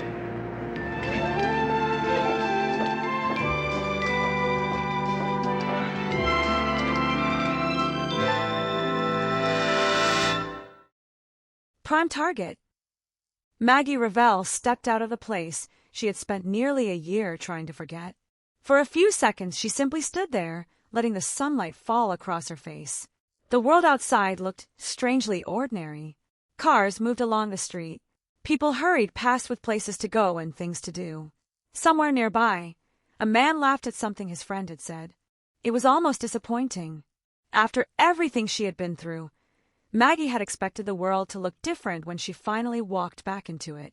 Instead, the world had continued without her. She adjusted the small bag in her hand and started toward the street. A familiar voice stopped her. Maggie turned. Miami Jones was standing nearby. He worked for an insurance company, and Maggie already knew that he had been trying to speak with her for months. She had ignored his letters. She had refused his requests to visit her. She had no desire to explain herself to another investigator. Miami smiled as though they were old acquaintances meeting by chance. He told her he had only come to welcome her back and offer her a ride into town. Maggie declined. A friend was coming for her. Jane Marshall. Miami did not argue. Instead, he reminded Maggie that he had watched her during the trial. Beneath the stubbornness, he believed she was a decent young woman. He did not want to see her return to prison. Maggie gave him a tired look. She had already paid for the mistake that had brought her there. Almost a year of her life was gone, and she intended to make sure that no one took another year from her. Miami then changed the subject. He reminded her that her arrest had involved a hit-and-run incident, but there had been another matter surrounding her at the same time. A robbery. A large amount of money had disappeared from a check-cashing company. 2 masked men had escaped in a car, and according to investigators, the car Maggie had been driving that day looked remarkably similar to the one used in the robbery. Maggie had heard the accusation so many times that she barely reacted anymore. She said she had nothing to do with the robbery. She said she knew nothing about the missing money. She insisted that the car involved in the accident only looked like the robbery vehicle. Miami did not appear convinced. Before leaving, he told her that he would still be around if she ever decided she wanted to talk. Maggie watched him walk away. She had heard that promise before. She doubted she would ever take him up on it. Across town, Barnaby Jones was discussing the same case with his team. J.R. Brown was sitting comfortably, offering his opinion with the confidence of a young man who had spent too much time in law school and had not yet learned that being clever and being right were not always the same thing. He believed Barnaby was approaching the Maggie Revell case from the wrong direction. The problem, J.R. argued, was that pressure would never make Maggie talk. She had already demonstrated that she could endure pressure. She had gone to prison rather than betray the man she loved. That meant the investigators needed something different. They needed finesse. Barnaby listened. J.R. explained his idea.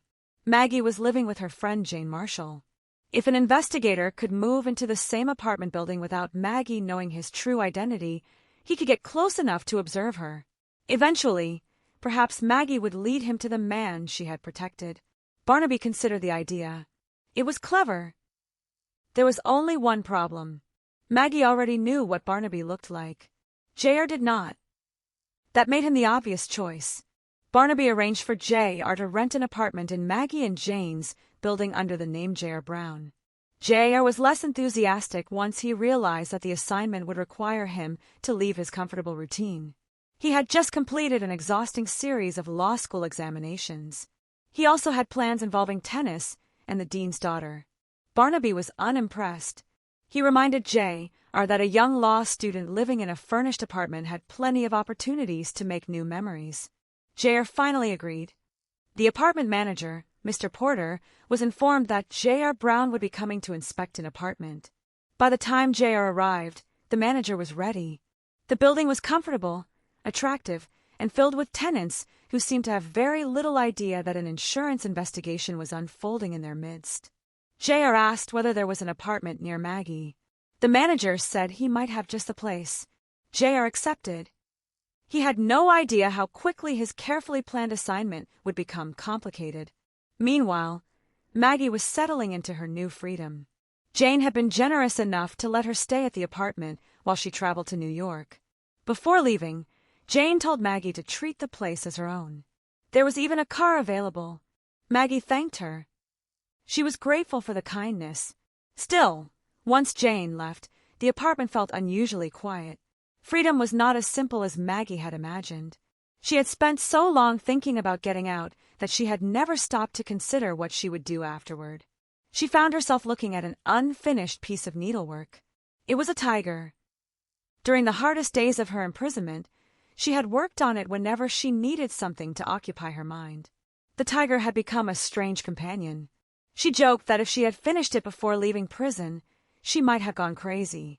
Now she had returned to a world where she was expected to behave as though nothing had happened. J.R. moved into the apartment building. He met Jane briefly before she left. Then he met Maggie. She had no reason to suspect him. To her, he was simply a new neighbor, a friendly young man, someone who had just moved into the building. J.R. introduced himself with an easy smile. Maggie responded politely. Neither knew how important that first meeting would become. Later, Maggie encountered another man. His arrival immediately changed the atmosphere. He was looking for information. He wanted to know where Jack was. Maggie understood what that meant. The past had followed her home. The man made it clear that he believed Maggie knew more about Jack and the missing money than she had admitted. Maggie insisted that she did not know where Jack was. She explained that Jack had never visited her during her imprisonment. He had never written. She had no idea why he had disappeared. The man did not accept her answer. He reminded her that Jack had once been close to her. They had talked about marriage. They had made plans. And when Maggie failed to return after taking the car away, Jack had disappeared. So had the money. Maggie realized that she was being watched. The man wanted a share. He believed Maggie could lead him to Jack. She refused to cooperate. After he left, Maggie was shaken, but she remained determined. She would not allow fear to control the rest of her life. J.R. noticed that something was wrong. He did not know exactly what had happened, but he saw the change in Maggie's expression. His first instinct was to approach her casually. He tried humor. He tried friendliness. He suggested that being new neighbors gave them something in common. Maggie was not interested. She had learned to be careful around people, especially men who appeared too eager to know her. Still, J.R. persisted. He suggested they go swimming. Maggie eventually agreed. The evening passed more easily than either expected. J.R. began to see a side of Maggie that did not fit the image he had been given. She was not simply the stubborn woman who had protected a suspected robber. She was lonely. She was uncertain. She was trying to rebuild a life after losing a year of it.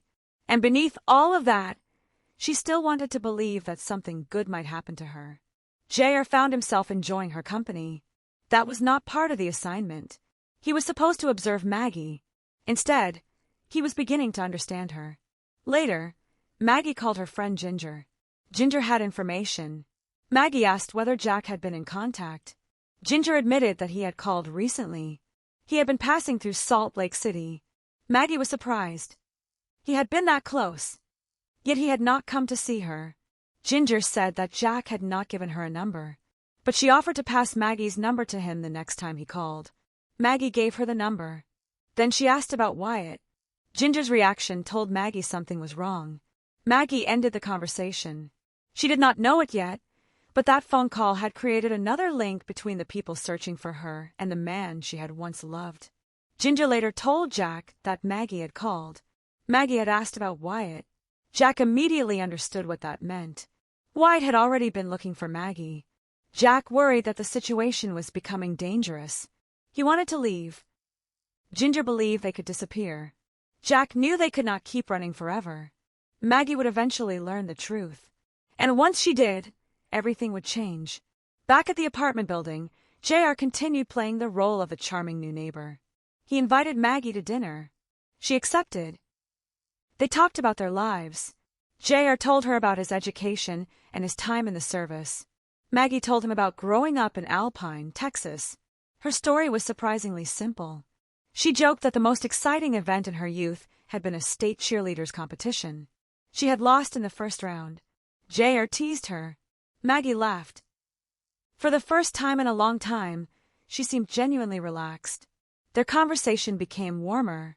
J.R. began to see how easily Maggie could smile when she was not being questioned about the past.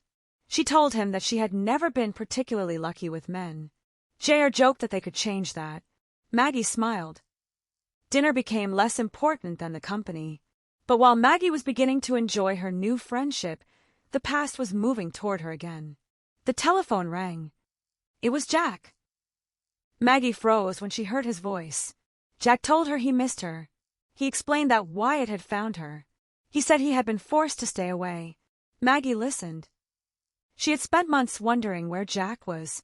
Now that he was finally speaking to her, she realized that the feelings she once believed would last forever had changed. Jack told her that he still had the money. He wanted her to leave with him. He told her to wait until late at night, leave the apartment quietly, and take a flight.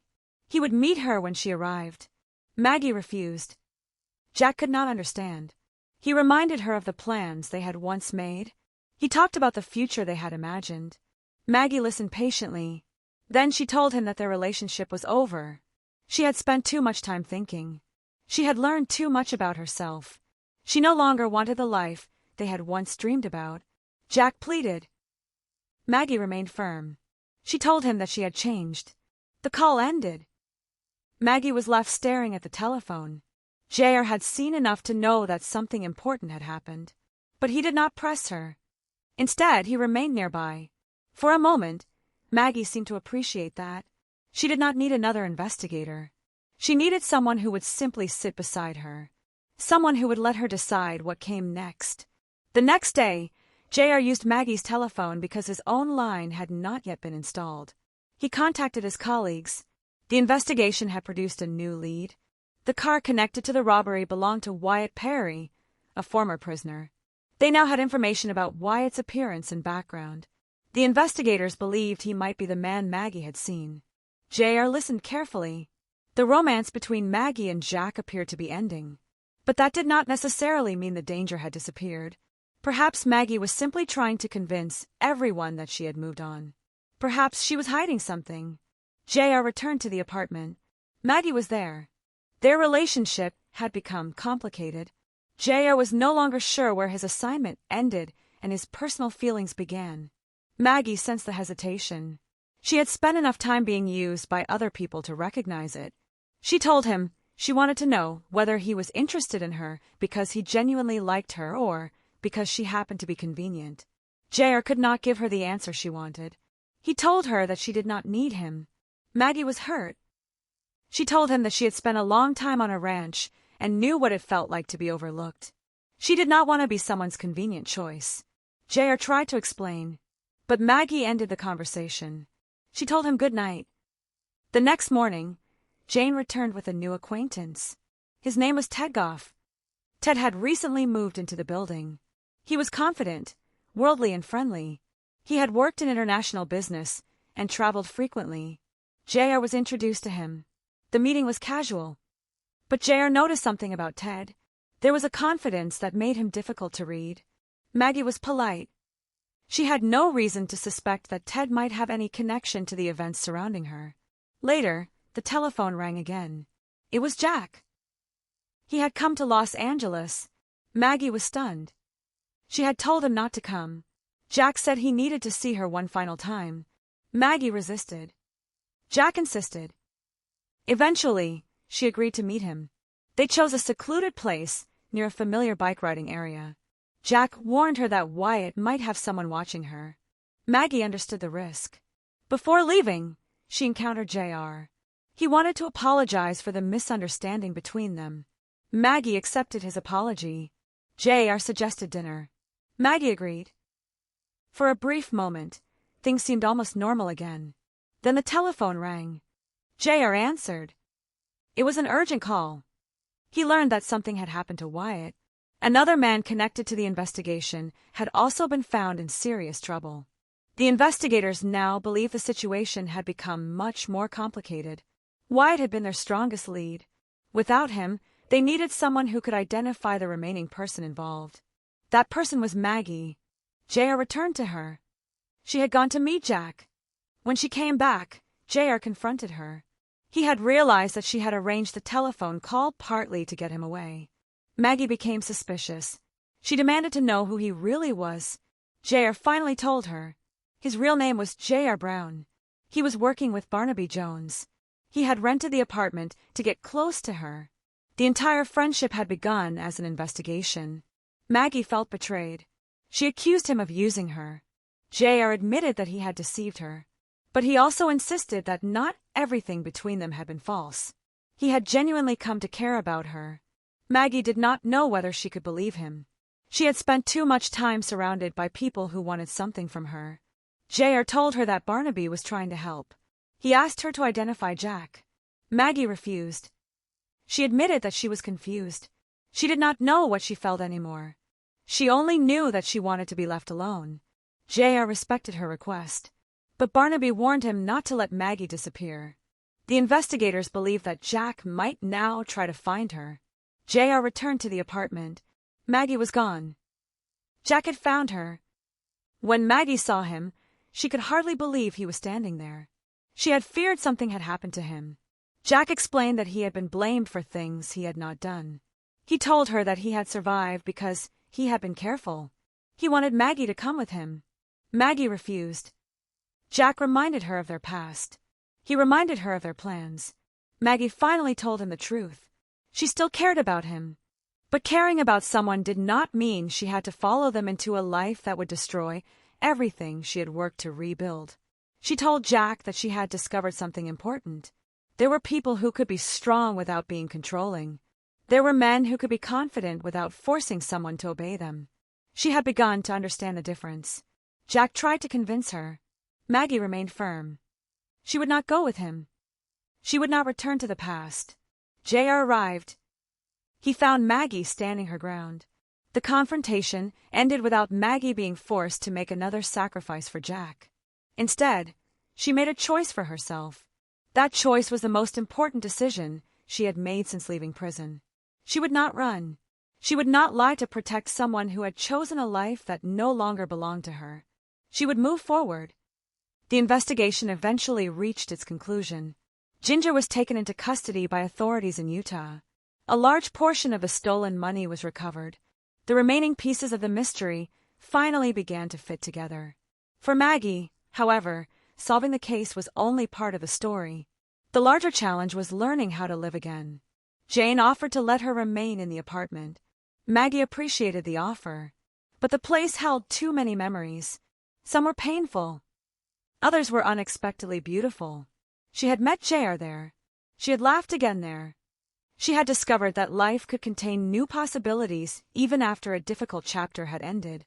Jag understood. He reminded Maggie that not every memory from the apartment was bad. She smiled. He was right. Maggie had spent a long time believing that her past defined her. Now she understood that the past could explain where she had been without deciding where she would go next. She had lost a year. She had lost a relationship. She had lost the future she once imagined. But she had gained something more important. She had gained the courage to choose her own future. J.R. remembered something he had said earlier. Sometimes the best things happened when people stopped trying to control every moment. Maggie smiled. Perhaps that was exactly what had happened. Their friendship had begun with deception. It had survived misunderstanding. And somewhere along the way, something genuine had grown between them. Neither of them needed to rush. Neither needed to make promises they were not ready to keep. For once, Maggie could simply let the future arrive in its own time. She looked around the apartment. The memories were still there, but they no longer controlled her. She had stepped out of prison believing freedom meant simply walking through a door. Now she understood that real freedom was something deeper.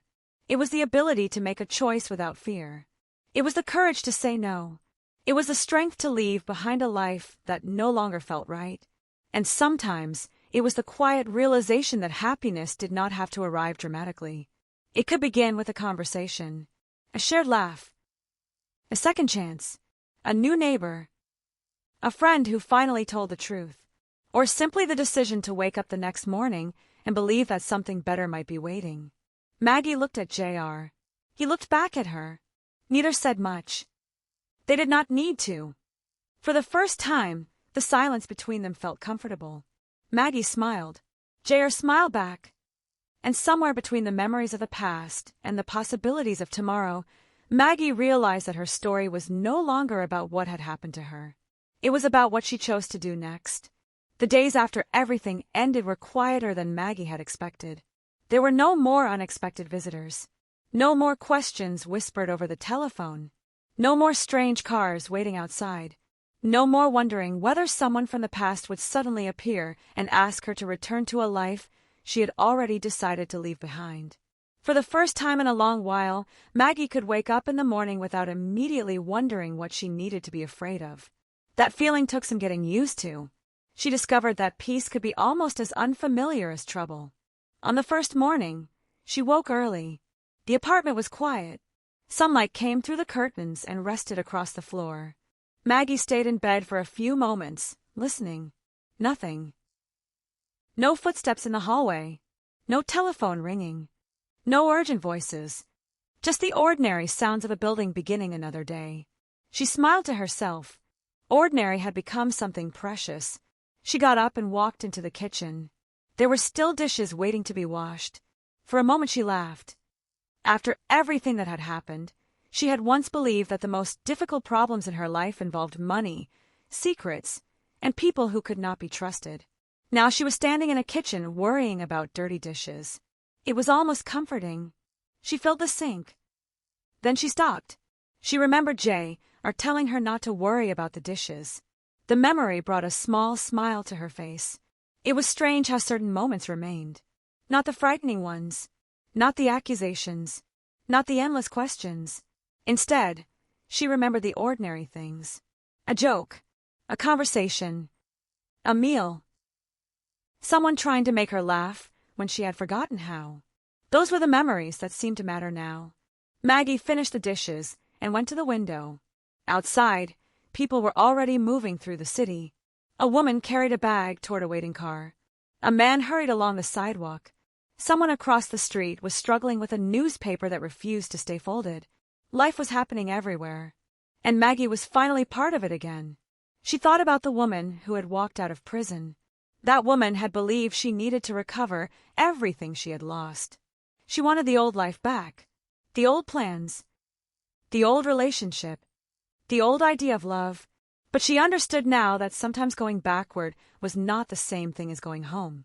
Sometimes the place you missed most was a place that no longer existed, and sometimes the person you thought you could not live without was simply someone you had not yet learned to live without.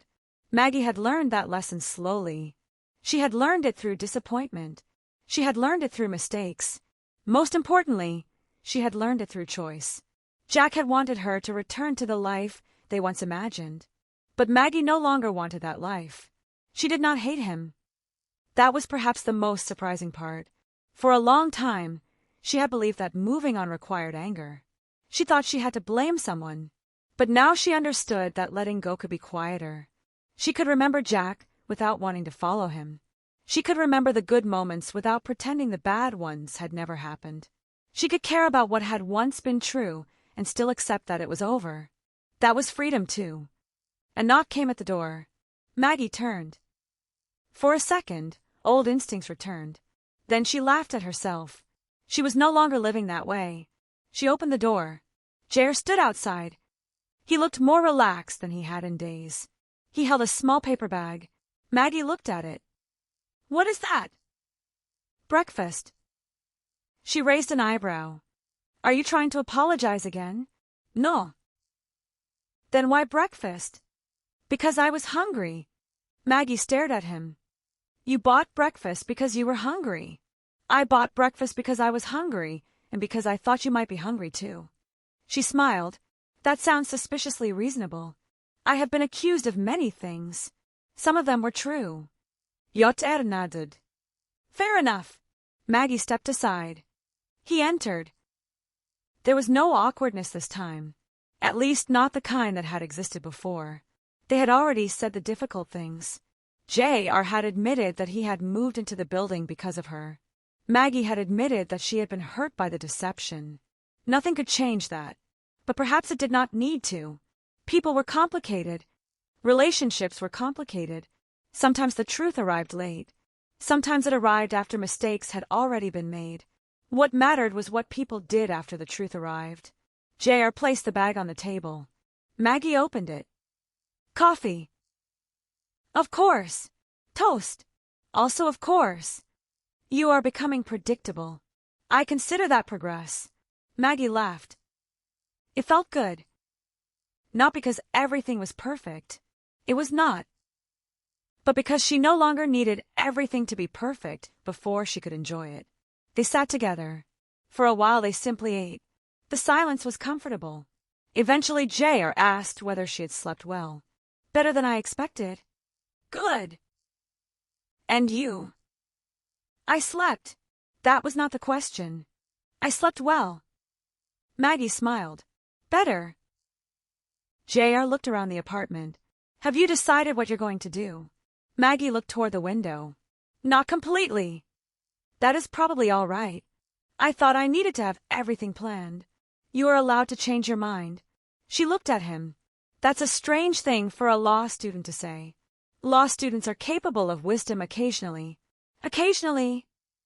I am trying not to exaggerate. Maggie laughed again. Then her expression became thoughtful. I used to think my whole life had already been decided. Yoter listened. I thought I knew where I was going. I thought I knew who I would be with. I thought I knew what would happen next. She paused. And then everything changed. Yoter nodded. That happens. Yes. She looked down at her coffee. But I think I am beginning to understand something. What? Maybe not knowing what comes next isn't always a bad thing. Yoter smiled. That is something I learned in law school. Maggie looked at him skeptically. Really? No. She laughed. I thought so. They continued talking. There was no investigation now. No hidden purpose. No reason to listen for information. No need to measure every word. That difference mattered.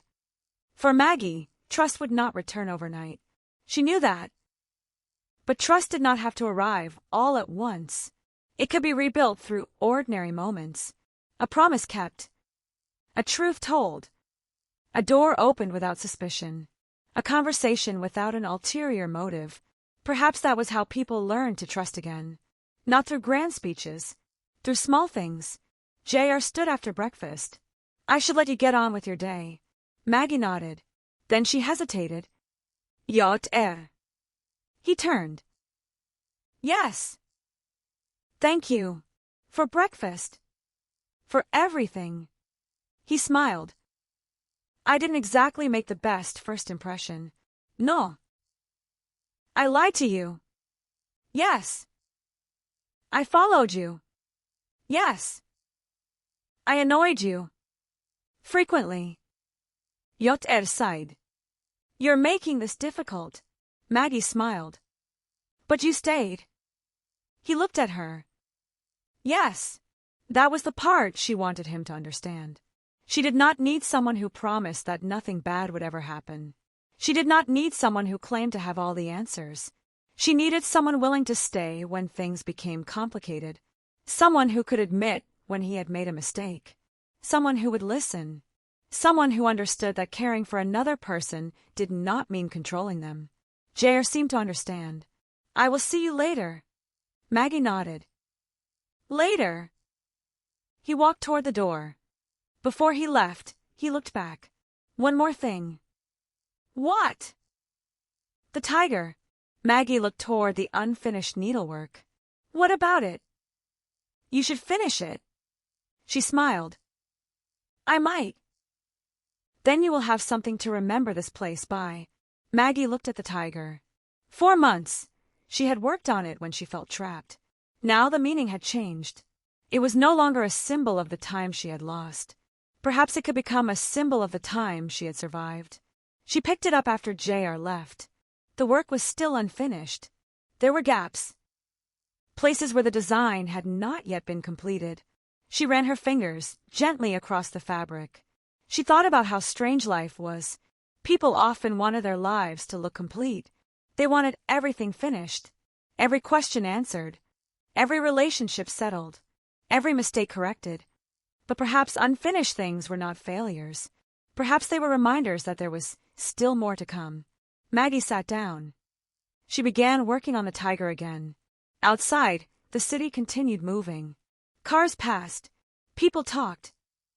Doors opened and closed. Somewhere, someone was probably having a terrible morning because they had forgotten an appointment. Somewhere else, someone was laughing. Life did not stop because one person had gone through something difficult. It simply continued, and Maggie was learning to continue with it. Later that afternoon, she went outside. The air felt different. Or perhaps she felt different. She walked without looking over her shoulder. She passed people without wondering whether they were watching her. She entered a small shop and spent several minutes trying to decide between two completely ordinary things. She smiled at how much freedom could be found in an ordinary decision. No one was telling her what to choose. No one was demanding an explanation. She could simply choose. That evening, she returned to the apartment. J.R. was waiting nearby. You finished it. Maggie looked at him. The tiger. He nodded. Almost. Almost. I decided not to rush. That sounds wise. Do not get used to it. He smiled. They walked together. Neither knew exactly where they were going. For once, that did not matter. They talked about ordinary things. School. Work. Food.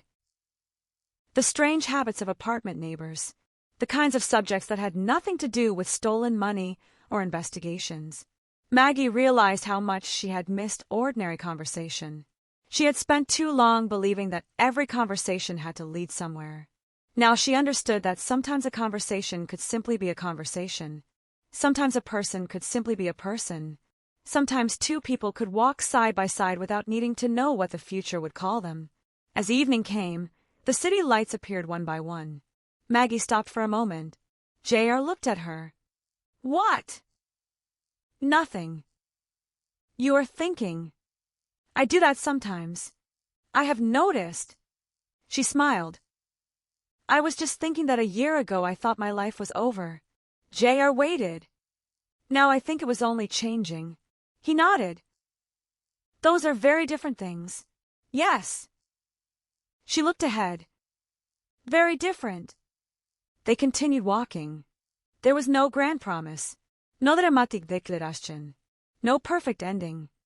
Only two people moving forward after a difficult chapter. And perhaps that was better. Because real life rarely gave people perfect endings. It gave them opportunities. Second chances. Lessons.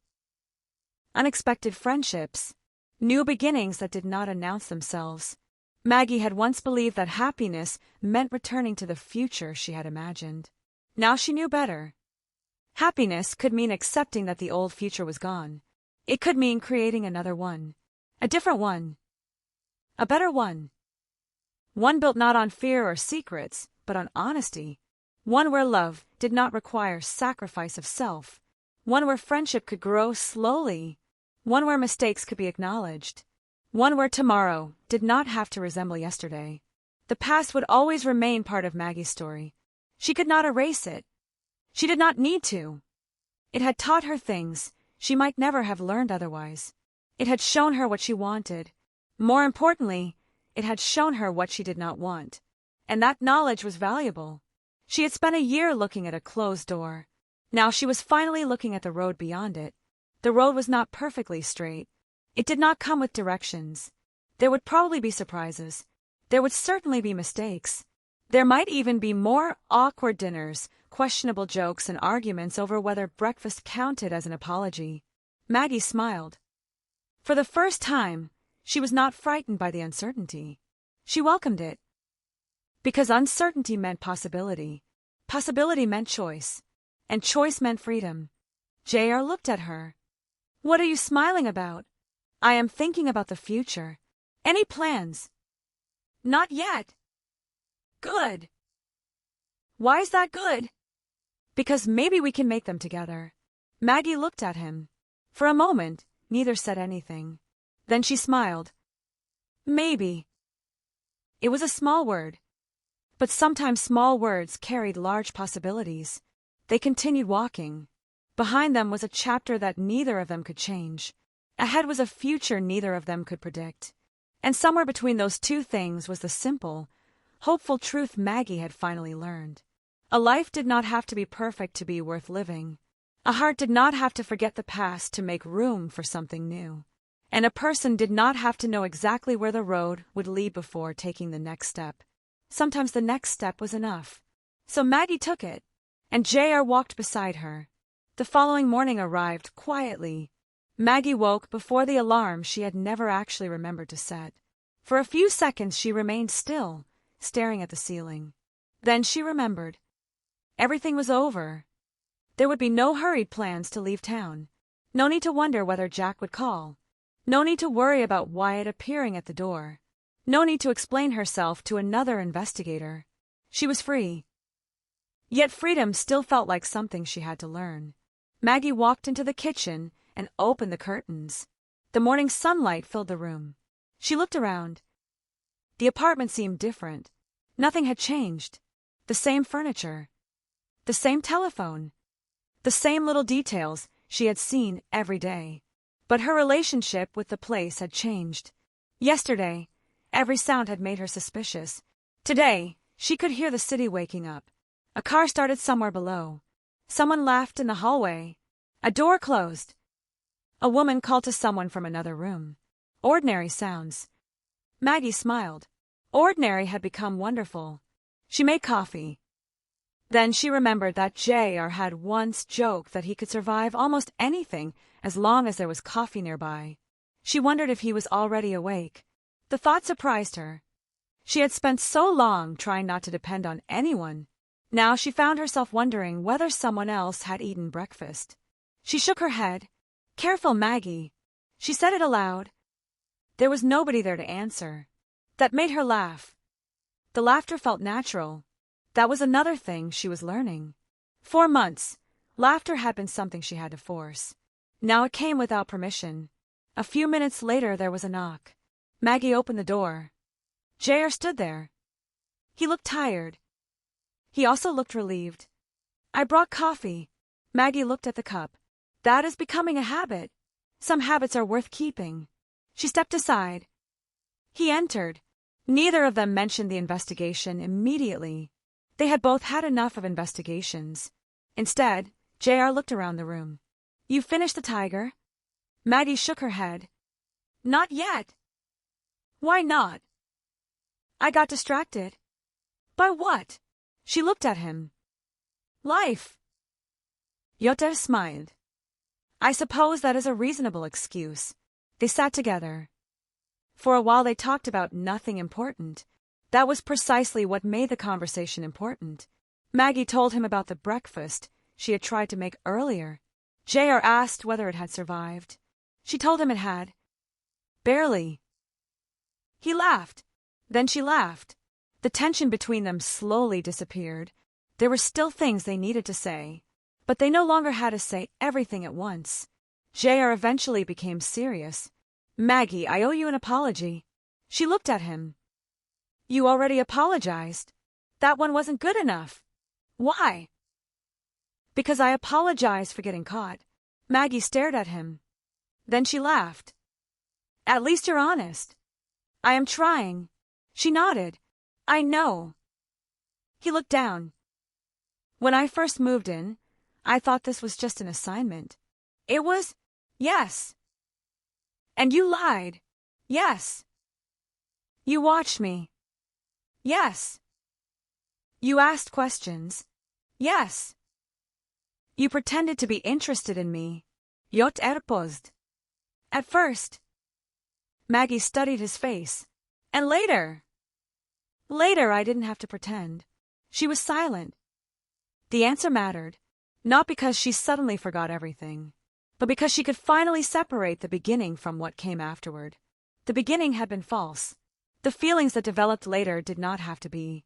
Maggie stood and walked toward the window. Do you know what frightened me most? J.R. waited. I thought everyone who came near me wanted something. Most people do want something. She turned. That isn't very encouraging. Some want friendship. Some want information. Some want forgiveness. And some want breakfast. Maggie smiled. Apparently. J.R. stood. But I think there is something else. What? Sometimes people simply want to be around someone. Maggie looked at him. Even if that person is difficult, especially then. She laughed. I am not difficult. Of course not. I am serious. So am I. They smiled. The moment passed naturally. No promises. No pressure. Just understanding. Later that day, Barnaby Jones called. The investigation had finally been brought under control. The stolen money had been recovered in part. Ginger had been located. The remaining questions could now be answered through official channels. Maggie listened quietly. For the first time, the case did not feel like her entire life. It was simply something that had happened. Something that had once seemed enormous. Now it was becoming a closed chapter. When the call ended, Maggie sat quietly. J.R. watched her. How do you feel? She thought about the question. Relieved. Anything else? Tired. Anything else? She smiled. Free. Jag nodded. That's probably the important one. Maggie looked around the room. I used to think freedom meant being able to go wherever I wanted. What do you think now? Being able to decide who I want to be. Jag smiled. That sounds better. It is. She sat down. I spent so much time trying to protect someone else that I forgot to protect myself. J.R. said nothing. He did not need to. Maggie had reached the conclusion herself. That was important. She had been told what to do by Jack. She had been questioned by investigators. She had been watched. She had been judged. Now she was learning how to listen to her own voice. It was quieter than everyone else's, but it was hers. That evening, Maggie returned to the unfinished tiger. She placed it on the table. J.R. watched. You're really going to finish it? Eventually. How long? As long as it takes. He nodded. Good answer. Maggie picked up the needle. I used to work on this whenever I was upset. And now I think I'll work on it whenever I'm happy. Yotter smiled. That might take longer. Why? You'll be too busy. Maggie laughed. She continued working. The tiger slowly began to take shape. It was still imperfect. Some parts were uneven. Some stitches did not look quite right. Maggie did not care. For once, she was not trying to make something perfect. She was simply finishing something she had begun. J.R. sat nearby. He did not interfere. He did not ask questions. He simply stayed. That was enough. The following days were ordinary. Maggie began making plans. Small plans at first. She wanted to find work. She wanted to rebuild friendships. She wanted to travel somewhere simply because she could. She wanted to stop measuring every decision against the mistakes of the past. J.R. returned to his studies.